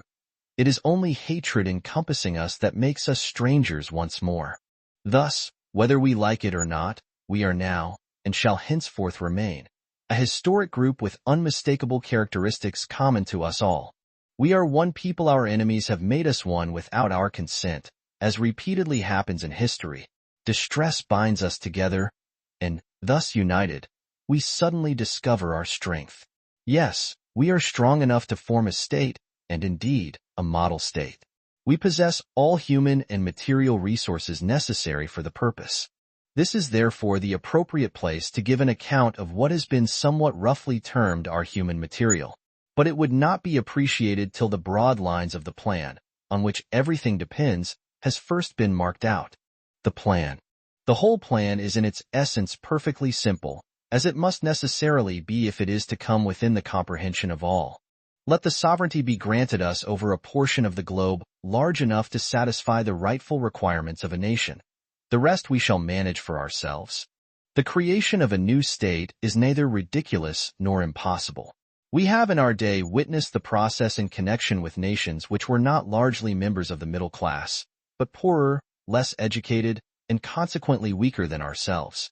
The governments of all countries scourged by anti-Semitism will be keenly interested in assisting us to obtain the sovereignty we want. The plan, simple in design, but complicated in execution, will be carried out by 2 agencies, the Society of Jews and the Jewish Company. The Society of Jews will do the preparatory work in the domains of science and politics, which the Jewish Company will afterwards apply practically. The Jewish Company will be the liquidating agent of the business interests of departing Jews, and will organize commerce and trade in the new country. We must not imagine the departure of the Jews to be a sudden one. It will be gradual, continuous, and will cover many decades. The poorest will go first to cultivate the soil. In accordance with a preconceived plan, they will construct roads, bridges, railways, and telegraph installations, regulate rivers, and build their own dwellings. Their labor will create trade, Trade will create markets and markets will attract new settlers, for every man will go voluntarily, at his own expense and his own risk. The labor expended on the land will enhance its value, and the Jews will soon perceive that a new and permanent sphere of operation is opening here for that spirit of enterprise which has heretofore met only with hatred and obloquy. If we wish to found a state today, we shall not do it in the way which would have been the only possible one 1,000 years ago. It is foolish to revert to old stages of civilization, as many Zionists would like to do. Supposing, for example, we were obliged to clear a country of wild beasts, we should not set about the task in the fashion of Europeans of the 5th century. We should not take spear and lance and go out singly in pursuit of bears. We would organize a large and active hunting party, drive the animals together, and throw a melinite bomb into their midst. If we wish to conduct building operations, we shall not plant a mass of stakes and piles on the shore of a lake, but we shall build as men build now. Indeed, we shall build in a bolder and more stately style than was ever adopted before, for we now possess means which men never yet possessed. The immigrants standing lowest in the economic scale will be slowly followed by those of a higher grade. Those who at this moment are living in despair will go first. They will be led by the mediocre intellects which we produce so superabundantly and which are persecuted everywhere. This pamphlet will open a general discussion on the Jewish question, but that does not mean that there will be any voting on it. Such a result would ruin the cause from the outset, and dissidents must remember that allegiance or opposition is entirely voluntary. He who will not come with us should remain behind. Let all who are willing to join us fall in behind our banner and fight for our cause with voice and pen and deed. Those Jews who agree with our idea of a state will attach themselves to the society, which will thereby be authorized to confer and treat with governments in the name of our people. The society will thus be acknowledged in its relations with governments as a state-creating power. This acknowledgement will practically create the state. Should the powers declare themselves willing to admit our sovereignty over a neutral piece of land, then the society will enter into negotiations for the possession of this land. Here 2 territories come under consideration, Palestine and Argentine. In both countries important experiments in colonization have been made, though on the mistaken principle of a gradual infiltration of Jews. An infiltration is bound to end badly. It continues till the inevitable moment when the native population feels itself threatened and forces the government to stop a further influx of Jews. Immigration is consequently futile unless we have the sovereign right to continue such immigration. The Society of Jews will treat with the present masters of the land, putting itself under the protectorate of the European powers, if they prove friendly to the plan. We could offer the present possessors of the land enormous advantages, assume part of the public debt, build new roads for traffic, which our presence in the country would render necessary, and do many other things. The creation of our state would be beneficial to adjacent countries, because the cultivation of a strip of land increases the value of its surrounding districts in innumerable ways. Palestine or Argentine? Shall we choose Palestine or Argentine? We shall take what is given us, and what is selected by Jewish public opinion. The society will determine both these points. Argentine is one of the most fertile countries in the world, extends over a vast area, has a sparse population and a mild climate. The Argentine Republic would derive considerable profit from the cession of a portion of its territory to us. The present infiltration of Jews has certainly produced some discontent, and it would be necessary to enlighten the Republic on the intrinsic difference of our new movement. Palestine is our ever-memorable historic home. The very name of Palestine would attract our people with a force of marvelous potency. If His Majesty the Sultan were to give us Palestine, we could in return undertake to regulate the whole finances of Turkey. We should there form a portion of a rampart of Europe against Asia, an outpost of civilization as opposed to barbarism. We should as a neutral state remain in contact with all Europe, which would have to guarantee our existence. The sanctuaries of Christendom would be safeguarded by assigning to them an extraterritorial status such as is well known to the law of nations. We should form a guard of honor about these sanctuaries, answering for the fulfillment of this duty with our existence. This guard of honor would be the great symbol of the solution of the Jewish question after 18 centuries of Jewish suffering. Demand, medium, trade. I said in the last chapter, the Jewish company will organize trade and commerce in the new country. I shall here insert a few remarks on that point. A scheme such as mine is gravely imperiled if it is opposed by practical people. Now practical people are as a rule nothing more than men sunk into the groove of daily routine, unable to emerge from a narrow circle of antiquated ideas. At the same time, their adverse opinion carries great weight and can do considerable harm to a new project, at any rate until this new thing is sufficiently strong to throw the practical people and their moldy notions to the winds. In the earliest period of European railway construction, some practical people were of the opinion that it was foolish to build certain lines, because there were not even sufficient passengers to fill the mail coaches. They did not realize the truth which now seems obvious to us that travelers do not produce railways, but, conversely, railways produce travelers. The latent demand, of course, is taken for granted. The impossibility of comprehending how trade and commerce are to be created in a new country which has yet to be acquired and cultivated may be classed with those doubts of practical persons concerning the need of railways. A practical person would express himself somewhat in this fashion. Granted that the present situation of the Jews is in many places unendurable and aggravated day by day. Granted that there exists a desire to emigrate. Granted even that the Jews do emigrate to the new country. How will they earn their living there? And what will they earn? What are they to live on when there? The business of many people cannot be artificially organized in a day. To this I should reply, we have not the slightest intention of organizing trade artificially, and we should certainly not attempt to do it in a day. But, though the organization of it may be impossible, the promotion of it is not. And how is commerce to be encouraged? Through the medium of a demand. The demand recognized, the medium created, it will establish itself. If there is a real earnest demand among Jews for an improvement of their status, if the medium to be created, the Jewish company, is sufficiently powerful, then commerce will extend itself freely in the new country. 3. The Jewish company. Outlines. The Jewish company is partly modeled on the lines of a great land acquisition company.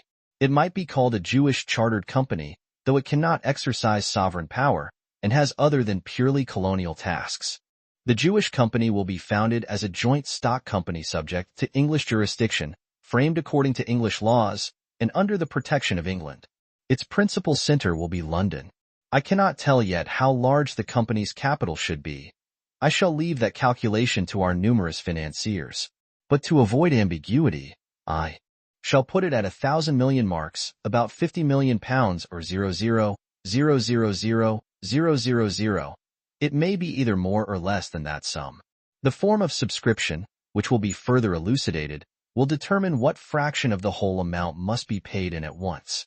The Jewish company is an organization with a transitional character. It is strictly a business undertaking, and must be carefully distinguished from the Society of Jews. The Jewish company will first of all convert into cash all vested interests left by departing Jews. The method adopted will prevent the occurrences of crises, secure every man's property, and facilitate that intermigration of Christian citizens which has already been indicated. Non-transferable goods. The non-transferable goods which come under consideration are buildings, land, and local business connections. The Jewish company will at first take upon itself no more than the necessary negotiations for effecting the sale of these goods. These Jewish sales will take place freely and without any serious fall in prices. The company's branch establishments in various towns will become the central offices for the sale of Jewish estates, and will charge only so much commission on transactions as will ensure their financial stability. The development of this movement may cause a considerable fall in the prices of landed property, and may eventually make it impossible to find a market for it. At this juncture, the company will enter upon another branch of its functions. It will take over the management of abandoned estates till such time as it can dispose of them to the greatest advantage. It will collect house rents, let out land on lease, and install business managers. These, on account of the required supervision, being, if possible, tenants also. The company will endeavor everywhere to facilitate the acquisition of land by its tenants, who are Christians. It will, indeed, gradually replace its own officials in the European branches by Christian substitutes, lawyers, etc. And these are not by any means to become servants of the Jews. They are intended to be free agents to the Christian population, so that everything may be carried through in equity, fairness, and justice, and without imperiling the internal welfare of the people. At the same time, the company will sell estates, or rather, exchange them. For a house, it will offer a house in the new country, and for land, land in the new country. Everything being, if possible, transferred to the new soil in the same state as it was in the old. And this transfer will be a great and recognized source of profit to the company. Over there, the houses offered in exchange will be newer, more beautiful, and more comfortably fitted, and the landed estates of greater value than those abandoned. But they will cost the company comparatively little, because it will have bought the ground very cheaply. Purchase of land. The land which the Society of Jews will have secured by international law must, of course, be privately acquired. Provisions made by individuals for their own settlement do not come within the province of this general account. But the company will require large areas for its own needs and ours, and these it must secure by centralized purchase. It will negotiate principally for the acquisition of fiscal domains, with the great object of taking possession of this land over there without paying a price too high, in the same way as it sells here without accepting one too low. A forcing of prices is not to be considered, because the value of the land will be created by the company through its organizing the settlement in conjunction with the supervising Society of Jews. The latter will see to it that the enterprise does not become a Panama, but a Suez. The company will sell building sites at reasonable rates to its officials, and will allow them to mortgage these for the building of their homes, deducting the amount due from their salaries, or putting it down to their account as increased emolument. This will, in addition to the honors they expect, will be additional pay for their services. All the immense profits of this speculation in land will go to the company, which is bound to receive this indefinite premium in return for having borne the risk of the undertaking. When the undertaking involves any risk, the profits must be freely given to those who have borne it. But under no other circumstances will profits be permitted. Financial morality consists in the correlation of risk and profit. Buildings. The company will thus barter houses and estates. It must be plain to anyone who has observed the rise in the value of land through its cultivation that the company will be bound to gain on its landed property. This can best be seen in the case of enclosed pieces of land in town and country, areas not built over increase in value through surrounding cultivation. The men who carried out the extension of Paris made a successful speculation in land which was ingenious in its simplicity.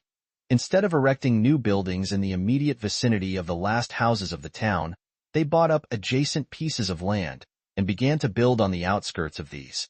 This inverse order of construction raised the value of building sites with extraordinary rapidity, and, after having completed the outer ring, they built in the middle of the town on these highly valuable sites, instead of continually erecting houses at the extremity. Will the company do its own building, or employ independent architects? It can, and will, do both. It has, as will be shown shortly, an immense reserve of working power, which will not be sweated by the company, but, transported into brighter and happier conditions of life, will nevertheless not be expensive. Our geologists will have looked to the provision of building materials when they selected the sites of the towns. What is to be the principle of construction? Workmen's dwellings. The workmen's dwellings, which include the dwellings of all operatives, will be erected at the company's own risk and expense. They will resemble neither those melancholy workmen's barracks of European towns, not those miserable rows of shanties which surround factories. They will certainly present a uniform appearance, because the company must build cheaply where it provides the building materials to a great extent, but the detached houses and little gardens will be united into attractive groups in each locality.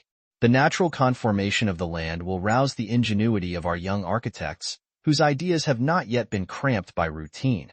And even if the people do not grasp the whole import of the plan, they will at any rate feel at ease in their loose clusters. The temple will be visible from long distances, for it is only our ancient faith that has kept us together. There will be light, attractive, healthy schools for children, conducted on the most approved modern systems. There will be continuation schools for workmen, which will educate them in greater technical knowledge and enable them to become intimate with the working of machinery. There will be places of amusement for the proper conduct of which the Society of Jews will be responsible.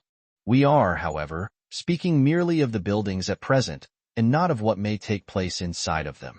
I said that the company would build workmen's dwellings cheaply, and cheaply, not only because of the proximity of abundant building materials, not only because of the company's proprietorship of the sites, but also because of the non-payment of workmen. American farmers work on the system of mutual assistance in the construction of houses. This childishly amicable system, which is as clumsy as the blockhouses erected, can be developed on much finer lines. Unskilled laborers. Our unskilled laborers, who will come at first from the great reservoirs of Russia and Romania, must, of course, render each other assistance in the construction of houses. They will be obliged to build with wood in the beginning, because iron will not be immediately available. Later on, the original, inadequate, makeshift buildings will be replaced by superior dwellings. Our unskilled laborers will first mutually erect these shelters, and then they will earn their houses as permanent possessions by means of their work, not immediately, but after 3 years of good conduct. In this way we shall secure energetic and able men, and these men will be practically trained for life by 3 years of labor under good discipline. I said before that the company would not have to pay these unskilled laborers. What will they live on? On the whole, I am opposed to the truck system, but it will have to be applied in the case of these first settlers. The company provides for them in so many ways that it may take charge of their maintenance. In any case, the truck system will be enforced only during the first few years, and it will benefit the workmen by preventing their being exploited by small traders, landlords, etc.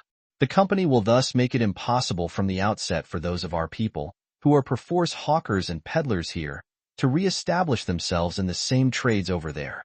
And the company will also keep back drunkards and dissolute men. Then will there be no payment of wages at all during the first period of settlement. Certainly, there will be wages for overtime. The 7-hour day. The 7-hour day is the regular working day. This does not imply that woodcutting, digging, stone breaking, and 100 other daily tasks should only be performed during 7 hours. Indeed not.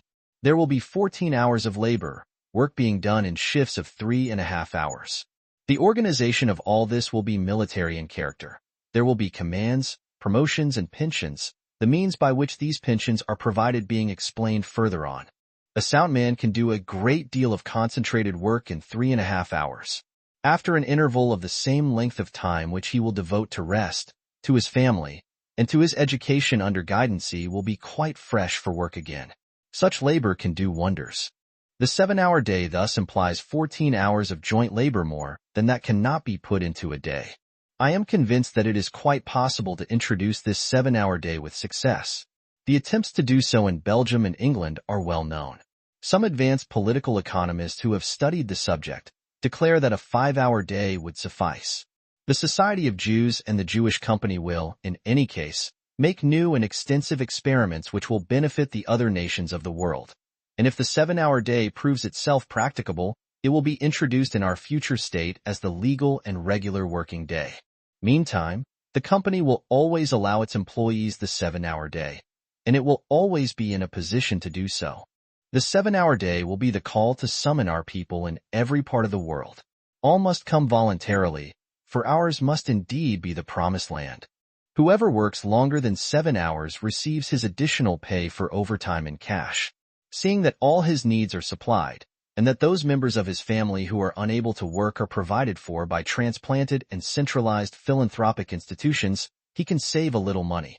Thrift, which is already a characteristic of our people, should be greatly encouraged, because it will, in the first place, facilitate the rise of individuals to higher grades, and secondly, the money saved will provide an immense reserve fund for future loans.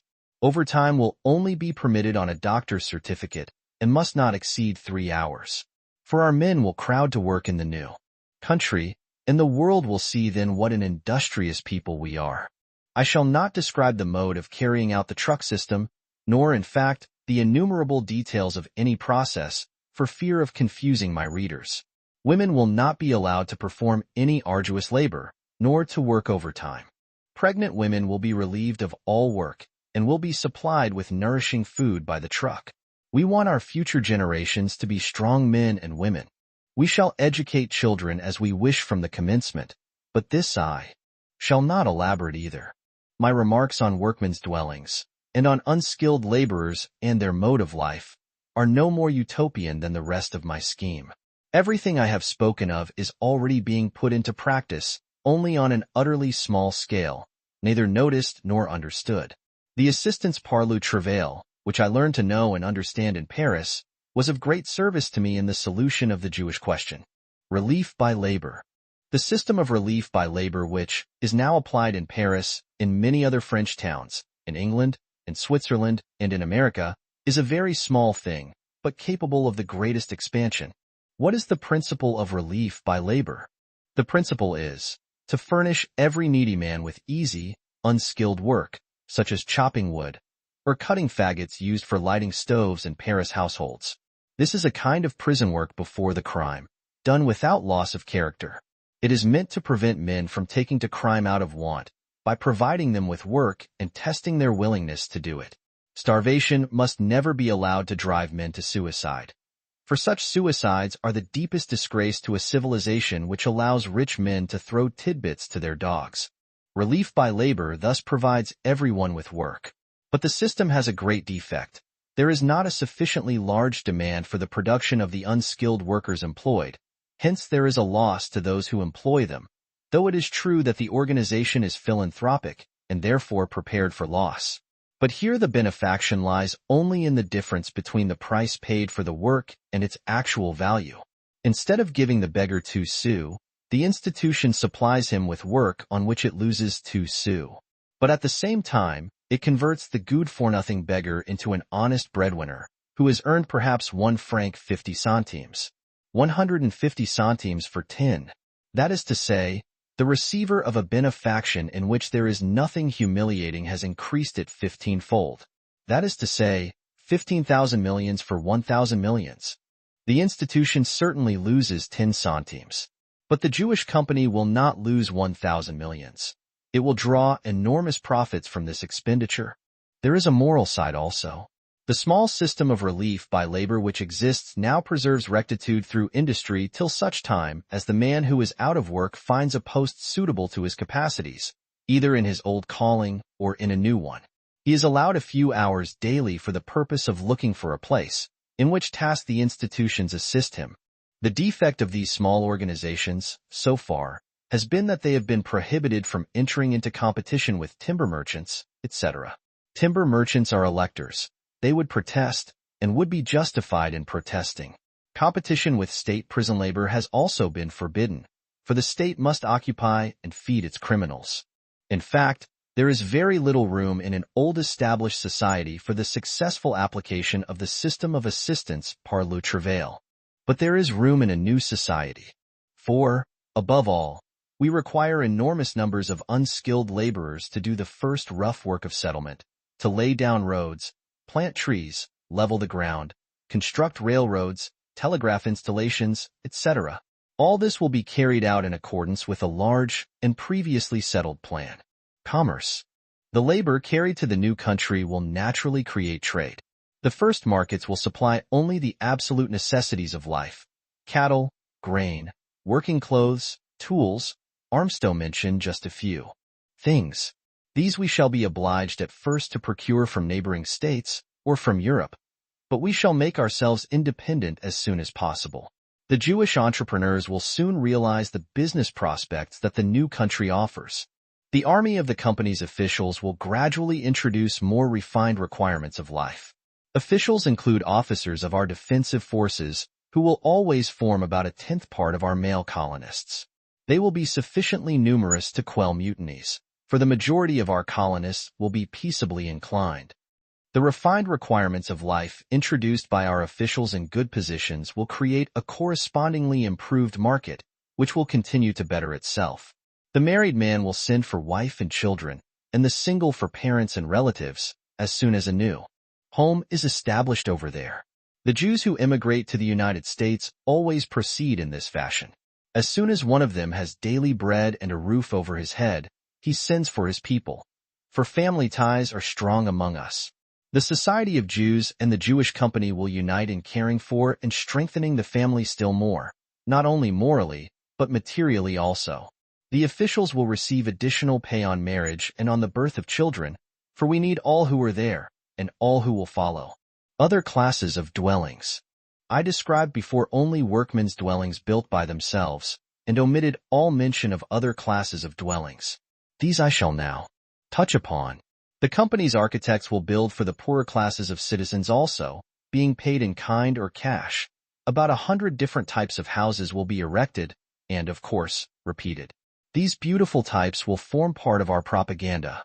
The soundness of their construction will be guaranteed by the company, which will, indeed, gain nothing by selling them to settlers at a fixed sum. And where will these houses be situated? That will be shown in the section dealing with local groups. Seeing that the company does not wish to earn anything on the building works but only on the land, it will desire as many architects as possible to build by private contract. This system will increase the value of landed property, and it will introduce luxury, which serves many purposes. Luxury encourages arts and industries, paving the way to a future subdivision of large properties. Rich Jews who are now obliged carefully to secrete their valuables and to hold their dreary banquets behind lowered curtains will be able to enjoy their possessions in peace over there. If they cooperate in carrying out this emigration scheme, their capital will be rehabilitated and will have served to promote an unexampled undertaking. If in the new settlement rich Jews begin to rebuild their mansions which are stared at in Europe with such envious eyes, it will soon become fashionable to live over there in beautiful modern houses. Some forms of liquidation. The Jewish company is intended to be the receiver and administrator of the non-transferable goods of the Jews. Its methods of procedure can be easily imagined in the case of houses and estates, but what methods will it adopt in the transfer of businesses? Here numberless processes may be found practicable, which cannot all be enlarged on in this outline. But none of them will present any great difficulties, for in each case the business proprietor, when he voluntarily decides to emigrate, will settle with the company's officers in his district on the most advantageous form of liquidation. This will most easily be arranged in the case of small employers, in whose trades the personal activity of the proprietor is of chief importance, while goods and organization are a secondary consideration. The company will provide a certain field of operation for the immigrant's personal activity and will substitute a piece of ground, with loan of machinery, for his goods. Jews are known to adapt themselves with remarkable ease to any form of earning a livelihood, and they will quickly learn to carry on a new industry. In this way, a number of small traders will become small landholders. The company will, in fact, be prepared to sustain what appears to be a loss in taking over the non-transferable property of the poorest immigrants, for it will thereby induce the free cultivation of tracts of land, which raises the value of adjacent tracts. In medium-sized businesses, where goods and organization equal, or even exceed, in importance, the personal activity of the manager, whose larger connection is also non-transferable, various forms of liquidation are possible. Here comes an opportunity for that inner migration of Christian citizens into positions evacuated by Jews. The departing Jew will not lose his personal business credit, but will carry it with him and make good use of it in a new country to establish himself. The Jewish company will open a current bank account for him, and he can sell the goodwill of his original business, or hand it over to the control of managers under supervision of the company's officials. The managers may rent the business or buy it, paying for it by installments. But the company acts temporarily as curator for the immigrants, in superintending, through its officers and lawyers, the administration of their affairs, and seeing to the proper collection of all payments. If a Jew cannot sell his business, or entrust it to a proxy, or wish to give up its personal management, he may stay where he is. The Jews who stay will be none the worse off, for they will be relieved of the competition of those who leave, and will no longer hear the anti-Semitic cry, "Don't buy from Jews." If the emigrating business proprietor wishes to carry on his old business in the new country, he can make his arrangements for it from the very commencement. An example will best illustrate my meaning. The firm X carries on a large business in dry goods. The head of the firm wishes to emigrate. He begins by setting up a branch establishment in his future place of residence and sending out samples of his stock.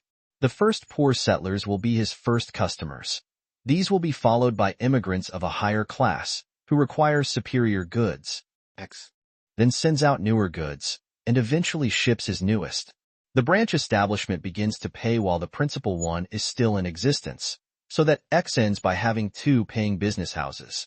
He sells his original business or hands it over to his Christian representative to manage and goes off to take charge of the new one. Another and greater example.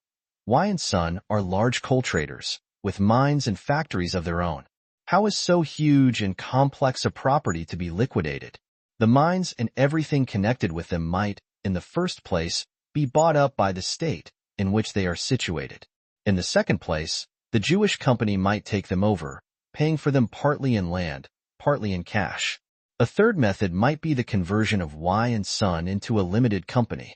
A fourth method might be the continued working of the business under the original proprietors, who would return at intervals to inspect their property, as foreigners, and as such, under the protection of law in every civilized state. All these suggestions are carried out daily. A fifth and excellent method, and one which might be particularly profitable, I shall merely indicate, because the existing examples of its working are at present few, however ready the modern consciousness may be to adopt them. Y&Son might sell their enterprise to the collective body of their employees, who would form a cooperative society with limited liability, and might perhaps pay the requisite sum with the help of the state treasury, which does not charge high interest.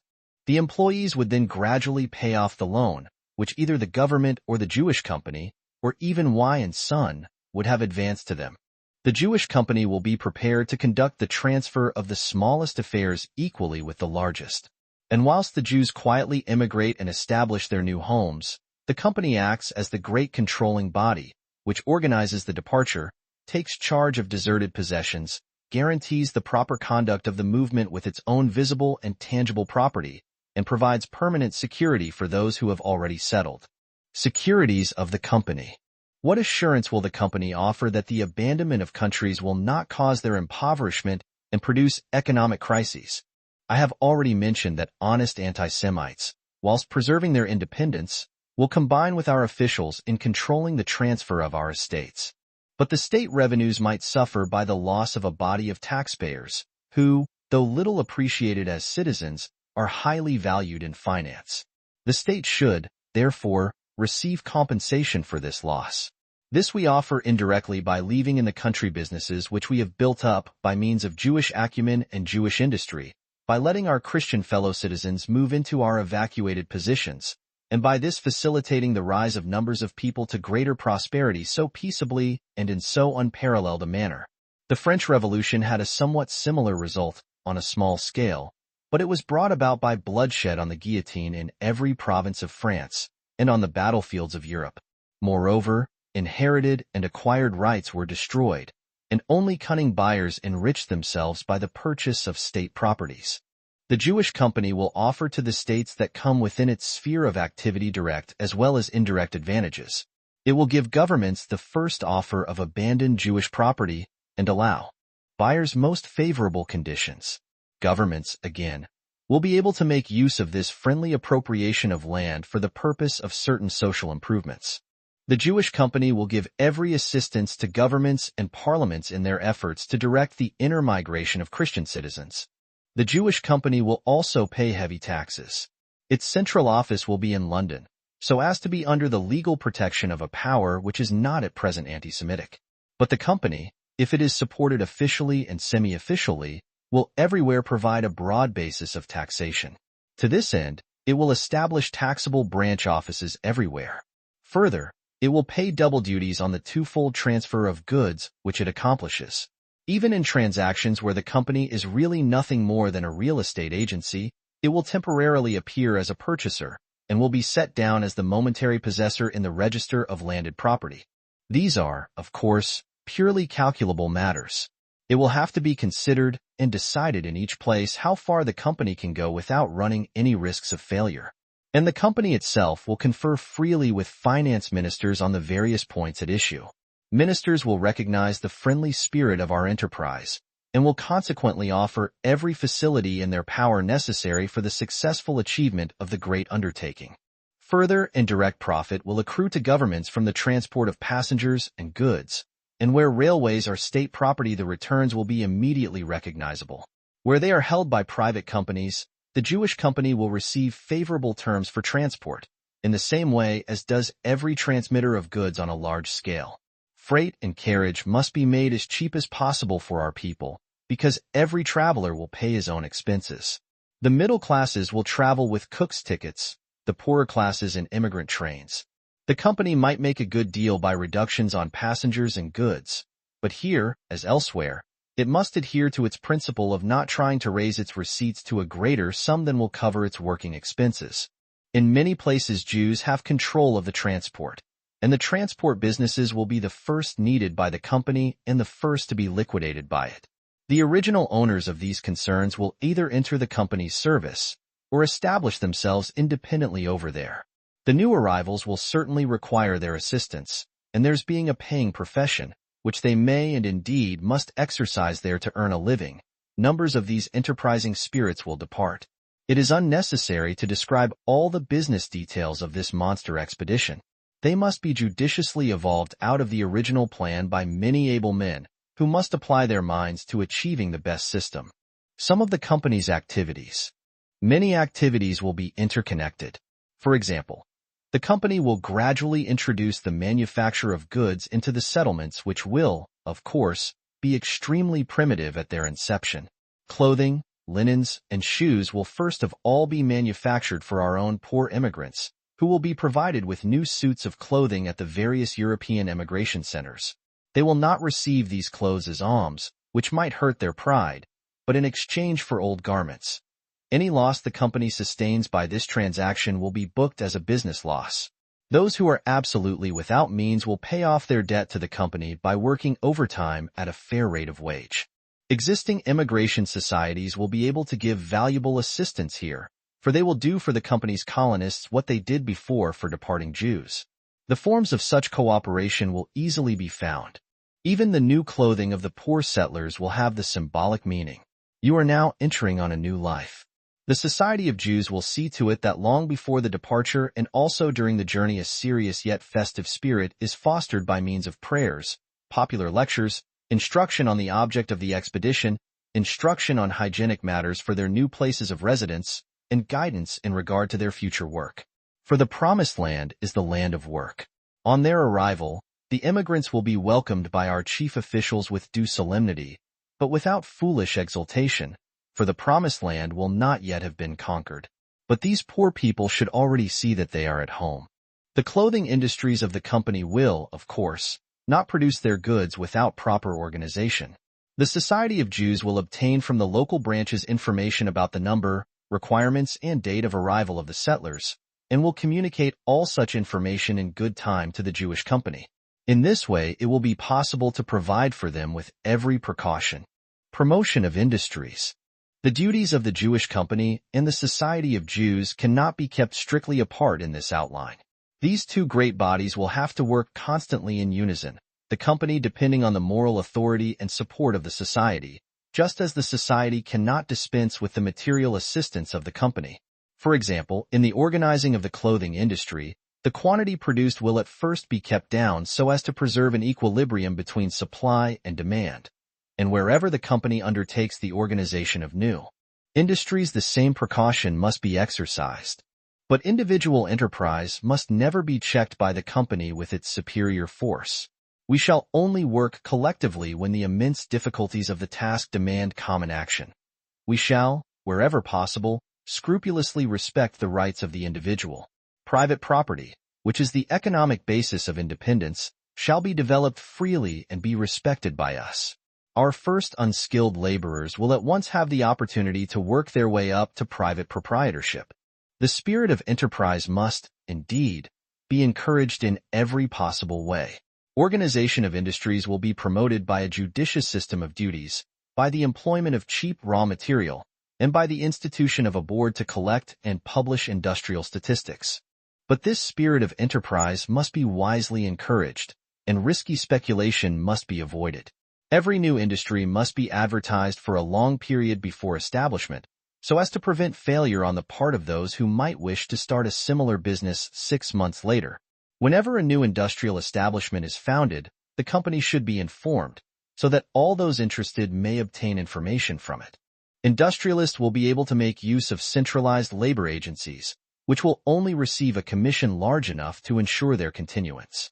The industrialists might, for example, telegraph for 500 unskilled laborers for 3 days, 3 weeks, or 3 months. The labor agency would then collect these 500 unskilled laborers from every possible source and dispatch them at once to carry out the agricultural or industrial enterprise. Parties of workmen will thus be systematically drafted from place to place like a body of troops. These men will, of course, not be sweated, but will work only a 7-hour day. And, in spite of their change of locality, they will preserve their organization, work out their term of service, and receive commands, promotions, and pensions. Some establishments may, of course, be able to obtain their workmen from other sources if they wish, but they will not find it easy to do so. The society will be able to prevent the introduction of non-Jewish work slaves by boycotting obstinate employers, by obstructing traffic, and by various other methods. The 7-hour workers will therefore have to be taken, and we shall thus bring our people gradually, and without coercion, to adopt the normal 7-hour day. Settlement of skilled laborers. It is clear that what can be done for unskilled workers can be even more easily done for skilled laborers. These will work under similar regulations in the factories, and the Central Labor Agency will provide them when required. Independent operatives and small employers must be carefully taught on account of the rapid progress of scientific improvements, must acquire technical knowledge even if no longer very young men, must study the power of water, and appreciate the forces of electricity. Independent workers must also be discovered and supplied by the society's agency. The local branch will apply, for example, to the central office. We want so many carpenters, locksmiths, glaziers, etc. The central office will publish this demand, and the proper men will apply there for the work. These would then travel with their families to the place where they were wanted, and would remain there without feeling the pressure of undue competition. A permanent and comfortable home would thus be provided for them. Method of raising capital. The capital required for establishing the company was previously put at what seemed an absurdly high figure. The amount actually necessary will be fixed by financiers, and will in any case be a very considerable sum. There are 3 ways of raising this sum, all of which the society will take under consideration. This society, the great jester of the Jews, will be formed by our best and most upright men, who must not derive any material advantage from their membership. Although the society cannot at the outset possess any but moral authority, this authority will suffice to establish the credit of the Jewish company in the nation's eyes. The Jewish company will be unable to succeed in its enterprise unless it has received the society's sanction.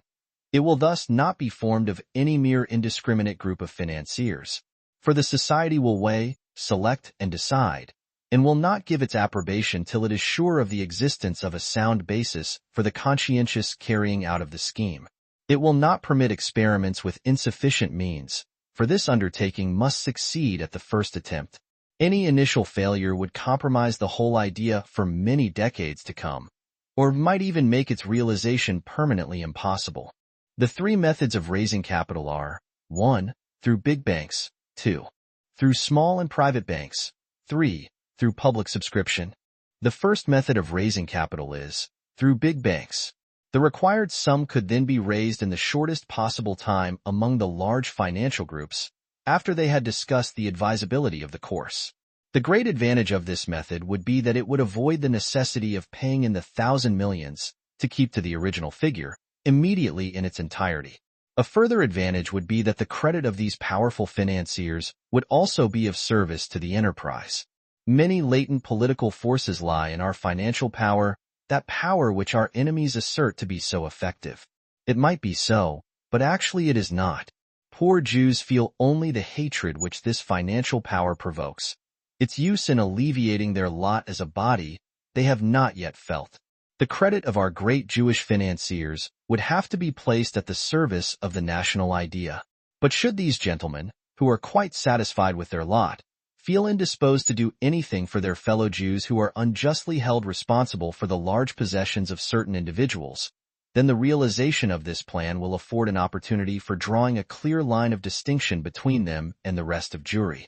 The great financiers, moreover, will certainly not be asked to raise an amount so enormous out of pure philanthropic motives. That would be expecting too much.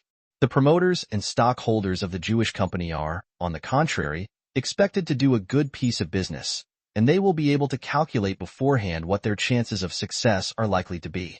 For the Society of Jews will be in possession of all documents and references which may serve to define the prospects of the Jewish company.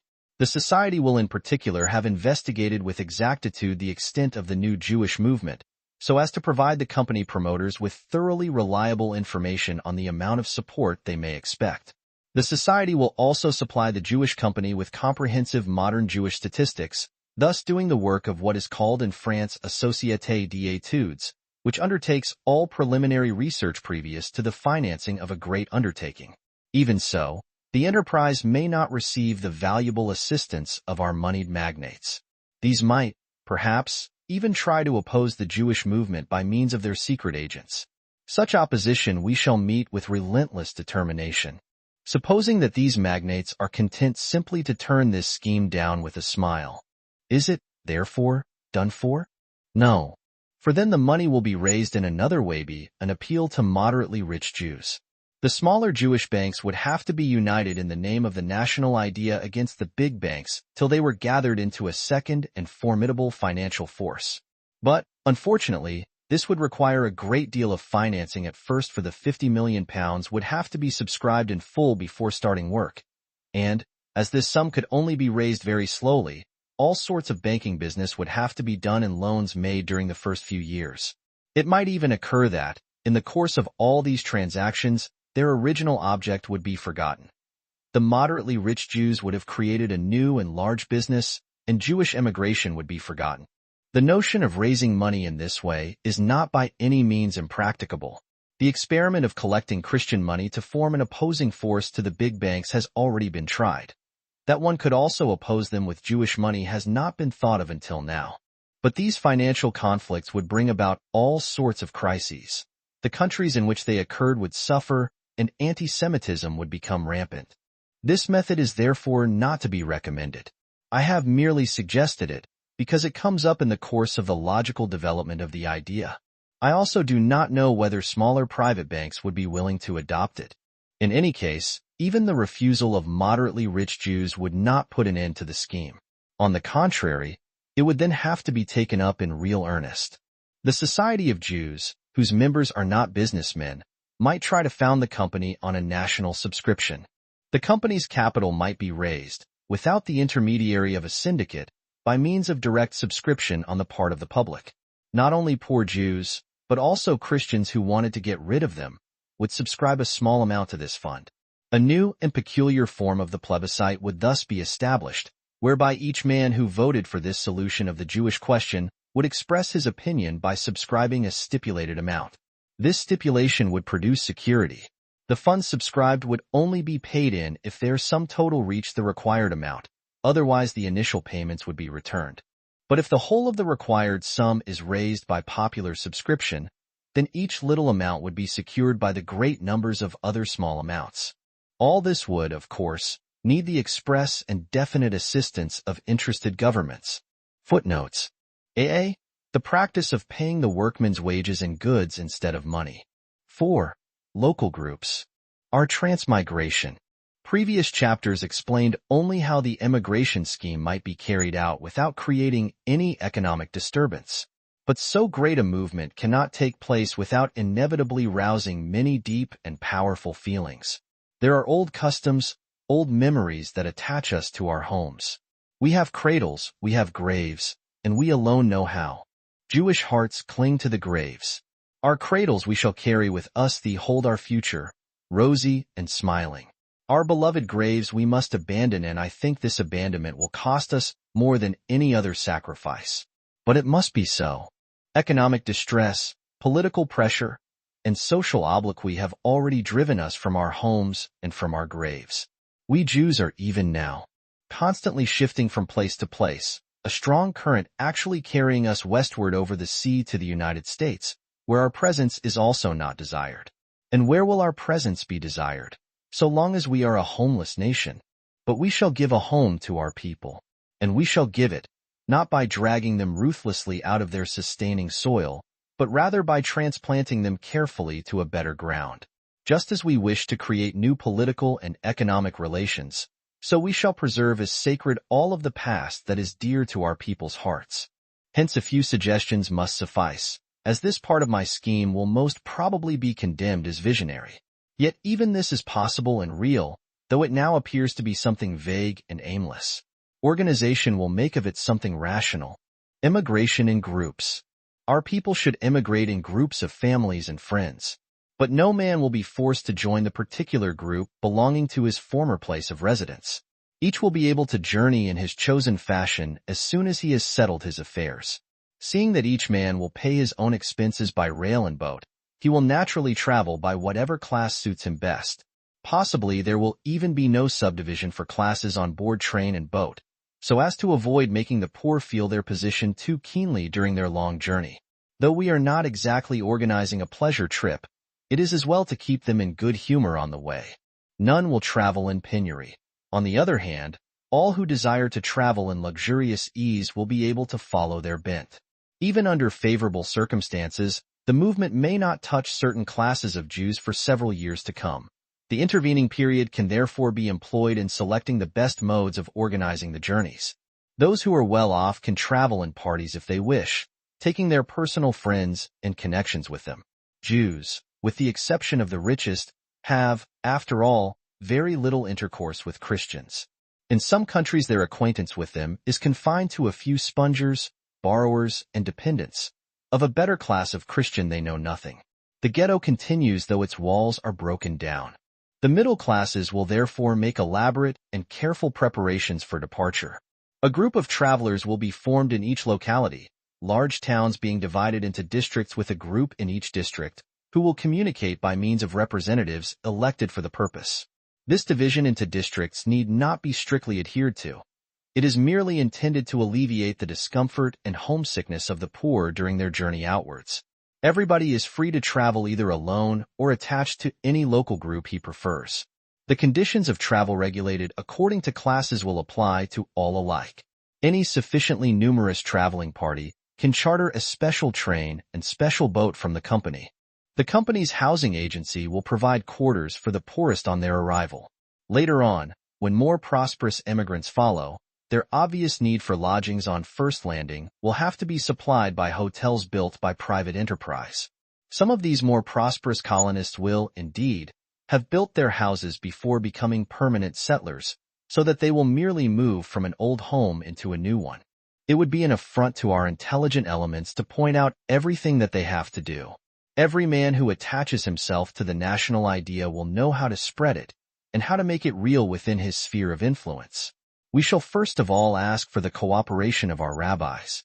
Our rabbis. Every group will have its rabbi, traveling with his congregation. Local groups will afterwards form voluntarily about their rabbi, and each locality will have its spiritual leader. Our rabbis, on whom we especially call, will devote their energies to the service of our idea, and will inspire their congregations by preaching it from the pulpit. They will not need to address special meetings for the purpose. An appeal such as this may be uttered in the synagogue, and thus it must be done. For we feel our historic affinity only through the faith of our fathers, as we have long ago absorbed the languages of different nations to an ineradicable degree. The rabbis will receive communications regularly from both society and company, and will announce and explain these to their congregations. Israel will pray for us and for itself. Representatives of the local groups. The local groups will appoint small committees of representative men under the rabbi's presidency for discussion and settlement of local affairs. Philanthropic institutions will be transferred by their local groups, each institution remaining over there the property of the same set of people for whom it was originally founded. I think the old buildings should not be sold, but rather devoted to the assistance of indigent Christians in the forsaken towns. The local groups will receive compensation by obtaining free building sites and every facility for reconstruction in the new country. This transfer of philanthropic institutions will give another of those opportunities, which occur at different points of my scheme, for making an experiment in the service of humanity. Our present unsystematic private philanthropy does little good in proportion to the great expenditure it involves. But these institutions can and must form part of a system by which they will eventually supplement one another. In a new society, these organizations can be evolved out of our modern consciousness and may be based on all previous social experiments. This matter is of great importance to us, on account of our large number of paupers. The weaker characters among us, discouraged by external pressure, spoilt by the soft-hearted charity of our rich men, easily sink until they take to begging. The society, supported by the local groups, will give greatest attention to popular education with regard to this particular.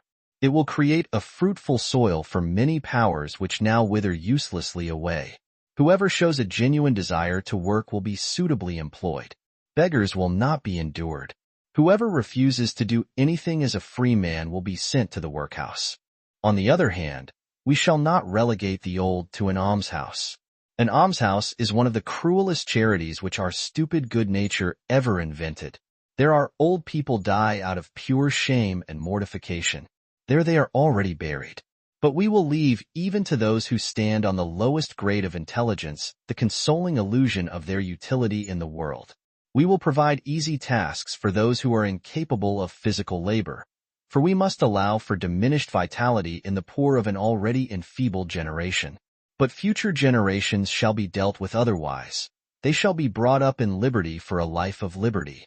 We will seek to bestow the moral salvation of work on men of every age and of every class, and thus our people will find their strength again in the land of the 7-hour day.